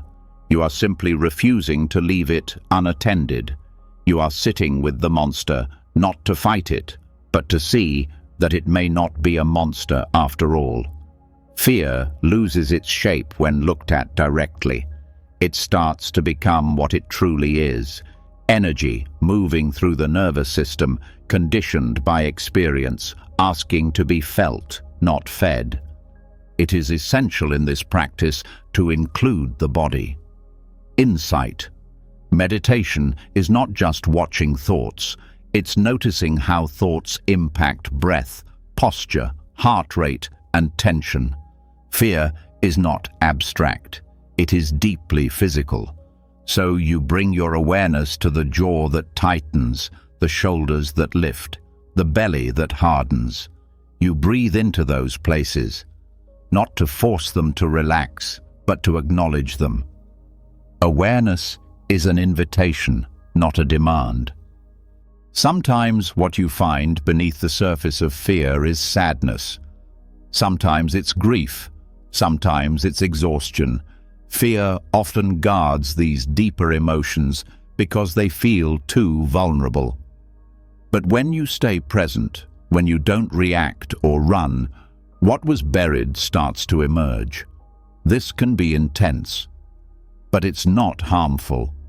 What's harmful is carrying those emotions unexamined for years. Presence allows what's stuck to move again. Insight doesn't always come as a big realization. Often, it comes as a small shift in how you relate. the fear rises, and for the first time, you don't tighten, you don't collapse, you don't add a story, you simply breathe. And that moment is everything. That is where the healing begins, not by changing the fear, but by changing your posture toward it. This practice also reveals how often fear is about what might happen, not what is happening. You begin to notice that the worst of your fear lives in anticipation. It projects scenarios, consequences, failures, and losses. But when you return to what's actually here, a pulsing heart, a sensation in the throat, you see that this moment is survivable. Even when it's uncomfortable, it is manageable. Presence turns imagined catastrophe into a series of manageable now moments. Meditating on fear doesn't make you passive, it makes you responsive. Because now your actions come from clarity, not panic. You stop reacting automatically. You begin choosing your next step, not out of desperation, but out of wisdom. This changes how you speak, how you set boundaries, how you care for yourself and others. And in facing fear, you develop a kind of quiet confidence. Not the absence of fear, but the knowing that you can meet fear without abandoning yourself. This confidence grows each time you stay, each time you breathe through the discomfort, each time you remember that the wave passes. You stop being afraid of fear itself. This doesn't mean you stop being human. Fear will still arise. It's part of life, but it no longer controls you. You stop avoiding experiences because they might be uncomfortable. You stop holding back your truth because you're afraid of judgment. You stop making your safety dependent on controlling everything around you. This is not recklessness, it's freedom. Insight. Meditation is not about achieving a state. It's about developing the capacity to stay with any state. This includes fear, especially fear. Because fear is often the doorway to your deepest growth. When you stop turning away, you discover a strength that was never gone, only covered by layers of habit and avoidance. This practice is not quick. It requires patience, gentleness, repetition. Some days, fear will feel overwhelming. Other days, distant. The key is not to measure success by how much fear goes away, but by how consistently you show up to meet it. Every moment you stay is a moment of healing. Every breath you take in presence is a step toward wholeness. And this presence doesn't just help you, it helps others. Because the more you can hold your own fear without collapsing, the more you can hold space for others in their moments of distress. You stop needing to fix them. You start offering presence instead of solutions, and that presence is often the greatest gift you can give. This turning toward fear also changes your relationship to joy, because when you stop avoiding difficult emotions, you become more open to all emotions. You stop numbing. You start feeling. You begin to taste joy, not as something to grasp, but as something to receive, and it becomes richer because it's no longer limited by the fear of its loss. Fear loses power when it is met with stillness. Not the stillness of stiffness, but the stillness of staying, the stillness of clarity, the stillness that says, "I am here and I am not leaving." That is the lion's heart, not because it roars, but because it remains. Meditation helps reveal this pattern because it brings stillness. And in stillness, the pressure to perform starts to become visible. When you stop doing, you start feeling. And what arises may not be peace. It may be restlessness, self-judgment, or guilt. The mind begins to churn. Shouldn't I be doing something? Is this practice working? Am I doing it right? These questions don't come from sincerity. They come from the craving to get it right, to be worthy, to earn peace. This is where insight begins. You start to ask deeper questions. Why am I doing this? What am I hoping to prove? What would it mean if I didn't live up to my own standard? These questions can be uncomfortable, but they're necessary. Because until you see the attachment to being good, you won't notice how often it drives your actions. You'll continue to act with tightness, not freedom. Letting go of this attachment doesn't mean you stop doing good. It means you stop doing it from fear. You stop measuring your worth by it. You stop needing the world to reflect your value back to you. Instead, goodness becomes a natural expression of clarity. You help when it's needed. You rest when it's time. You speak up when it's true. Not because you're building an identity, but because you're responding to life as it is. To work with this anxiety, start with noticing how often you seek reassurance, whether in conversation, in feedback, or even in your thoughts. Notice the hunger for affirmation, the moments when a compliment soothes something deeper, or when criticism unravels your peace. Begin to name this tendency without judging it. This is seeking. This is clinging. This is fear. Awareness weakens the grip. Over time, you begin to care less about how you're seen and more about how you're being. The Buddha taught that even attachment to virtue can become a trap. If your path becomes a source of pride, a way to feel superior or more advanced, you've stepped away from the heart of the teaching. True virtue is humble. It doesn't need to be announced. It doesn't require a witness. It's enough to do what is skillful without needing credit. That's the essence of inner freedom. Living from this place allows you to make mistakes without collapsing. You no longer hold the belief that a single failure undoes your goodness. You can apologize without self-hate. You can learn without shame. You begin to hold yourself with the same compassion you've offered to others, because now your worth is not tied to your reputation. It's rooted in awareness, in honesty, in the intention to keep growing. This also allows you to stop hiding. The pressure to be good often leads to suppression. You hide your anger, your doubt, your grief. You present only what is acceptable.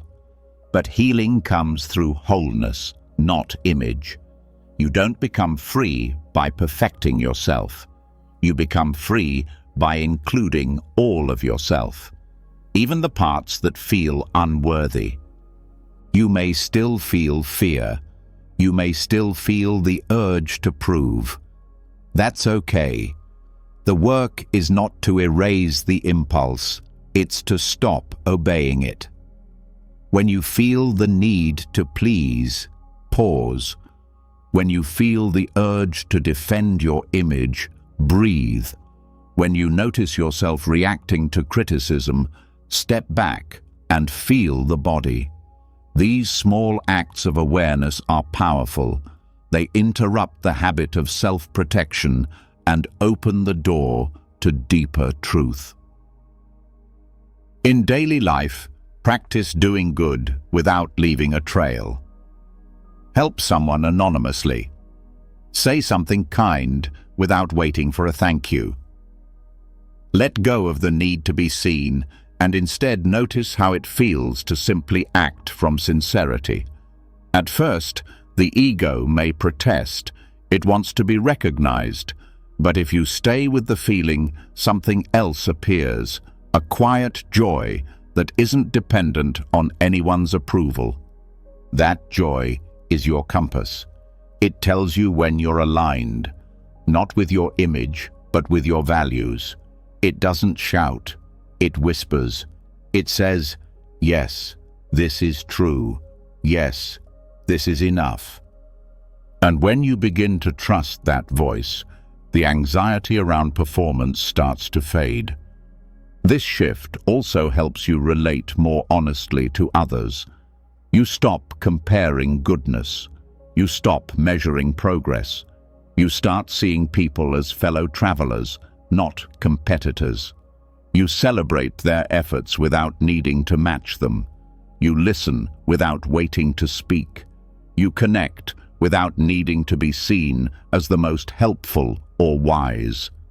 This brings ease to your relationships, a natural, spacious love that doesn't need to prove anything.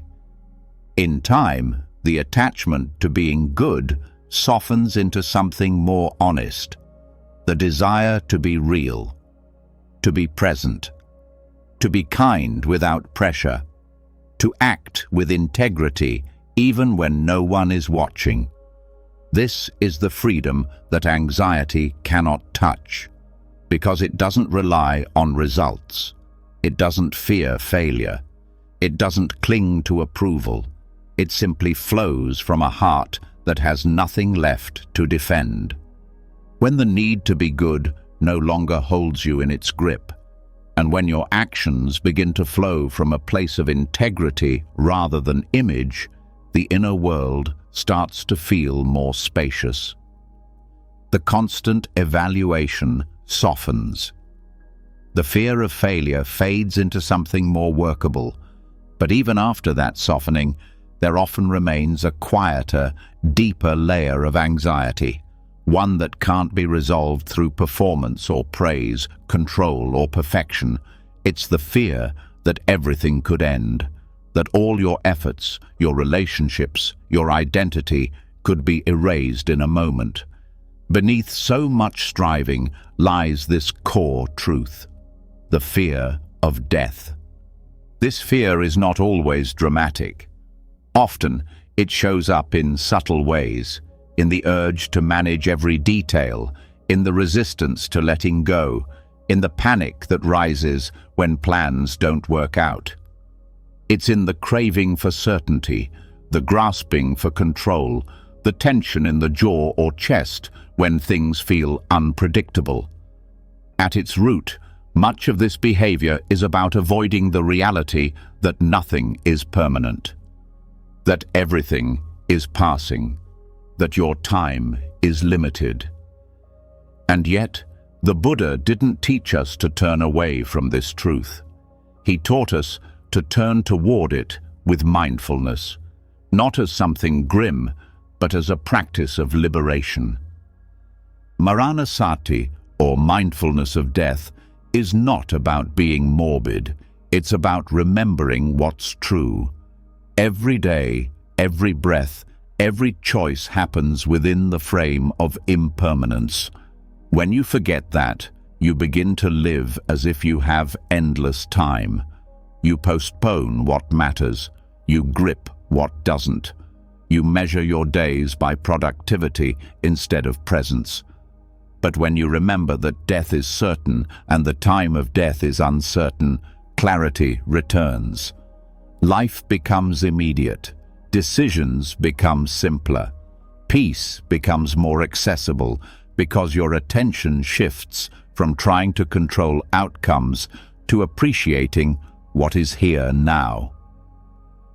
This contemplation is not about thinking constantly about death. It's about reflecting regularly on the fact that death is part of your life. Just as breath comes and goes, so does everything else. This reflection doesn't create fear. It helps dissolve the fear that comes from clinging to what cannot be kept. It helps you loosen your grip on control, not because you're giving up, but because you're waking up. Control is often a coping mechanism for the fear of loss. If you can manage everything, you believe you can delay pain. But control is never complete. Plans change. Bodies age, loved ones go, and each time something slips through your fingers, anxiety returns. The mind asks, what if I lose this? What if this ends? But mindfulness of death answers gently, it will end. That's not a threat. That's a reminder. It's a reminder to cherish, to release, to live. Maranasati is not a dramatic meditation.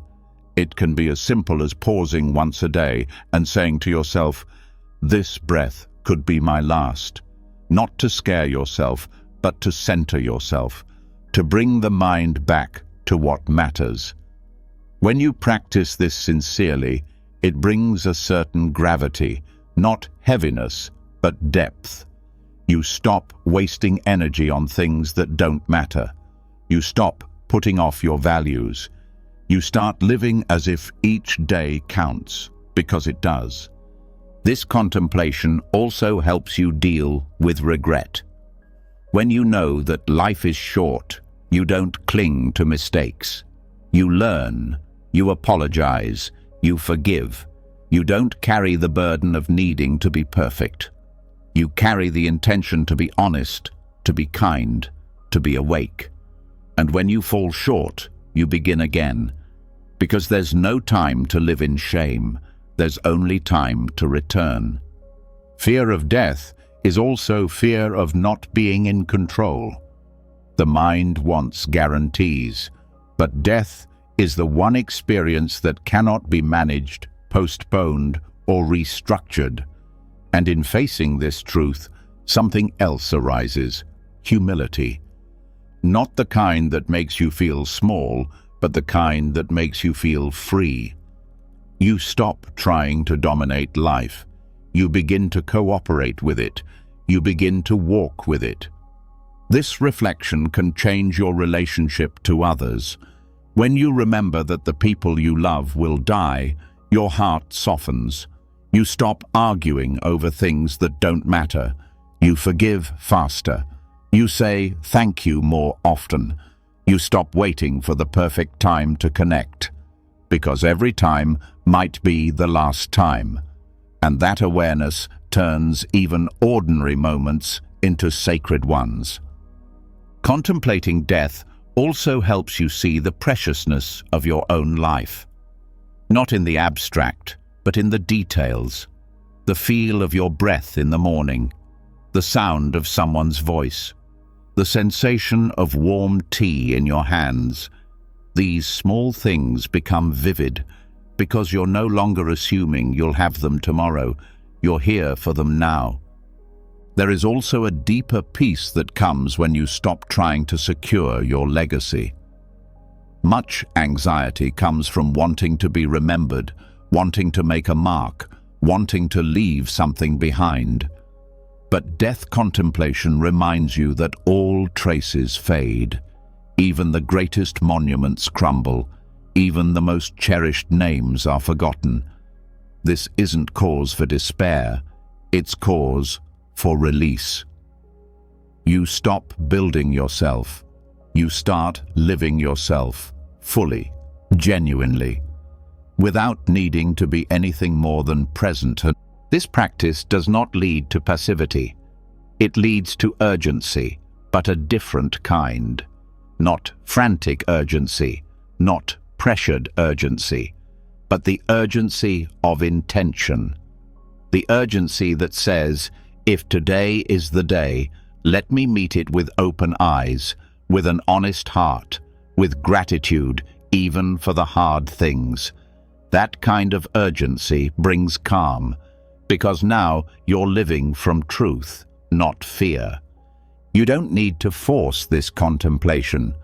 You can weave it gently into your life, before meals, before sleep, when waking, during meditation. A simple phrase, I will die, I don't know when, and then breathe. Feel what arises. Let it shape how you move through your day. Let it soften your grip. Over time, this becomes more than a reflection. It becomes a posture, a way of relating to life that is direct, compassionate, and free. You begin to trust that you don't need to manage everything. You begin to see that trying to guarantee security is what creates insecurity. Letting go of control doesn't lead to chaos, it leads to clarity. You also become more courageous, not fearless, but brave. Because now you're not avoiding reality, you're facing it. And in facing it, you stop wasting your strength on resistance. You use it to show up, to speak truth, to follow what feels meaningful, to rest when needed, to stay soft when it would be easier to harden. And when death does touch your life, through loss, through aging, through illness, you are not as shaken. You feel it fully. You grieve, you break open, but you don't run, because you've been practicing. You've been turning toward what most people avoid, and that turning gives you strength. This strength is not about enduring more. It's about living lighter, less control, more trust, less grasping, more being, less waiting, more presence. And in this kind of living, anxiety has no place to root itself, because you're not holding the future too tightly. You're not trying to protect a self that cannot be preserved. You are here, awake, letting go with each breath. Mindfulness of death is the clearest reminder that life is now, not later, not after everything is figured out, not when it's convenient. Now. And when you begin to live from that truth, everything becomes more vivid. Even fear loses its edge, because you're no longer pretending that life will wait for you. You've arrived. You've just traveled through more than 3 hours of Buddhist wisdom, not just ancient philosophy, but practical guidance for meeting anxiety with clarity, with courage, and with compassion. From the first moment of noticing fear to the last breath of letting go, you've explored the full path. Attention that cuts through illusion, ethics that anchor your heart, presence that frees your mind, and friendship that reminds you never walk this alone. You've seen how anxiety is not something to fight, but something to understand. It arises from habit, from identity, from craving, from forgetting what is real. And through these teachings, you've learned how to come back to this breath, to this body, to this moment, where fear loses its story and peace becomes possible. You've learned that letting go is not loss, but freedom. That silence is not emptiness, but medicine. That death is not the end, but a teacher that wakes you up to what matters most. And above all, you've seen that healing does not come from changing who you are.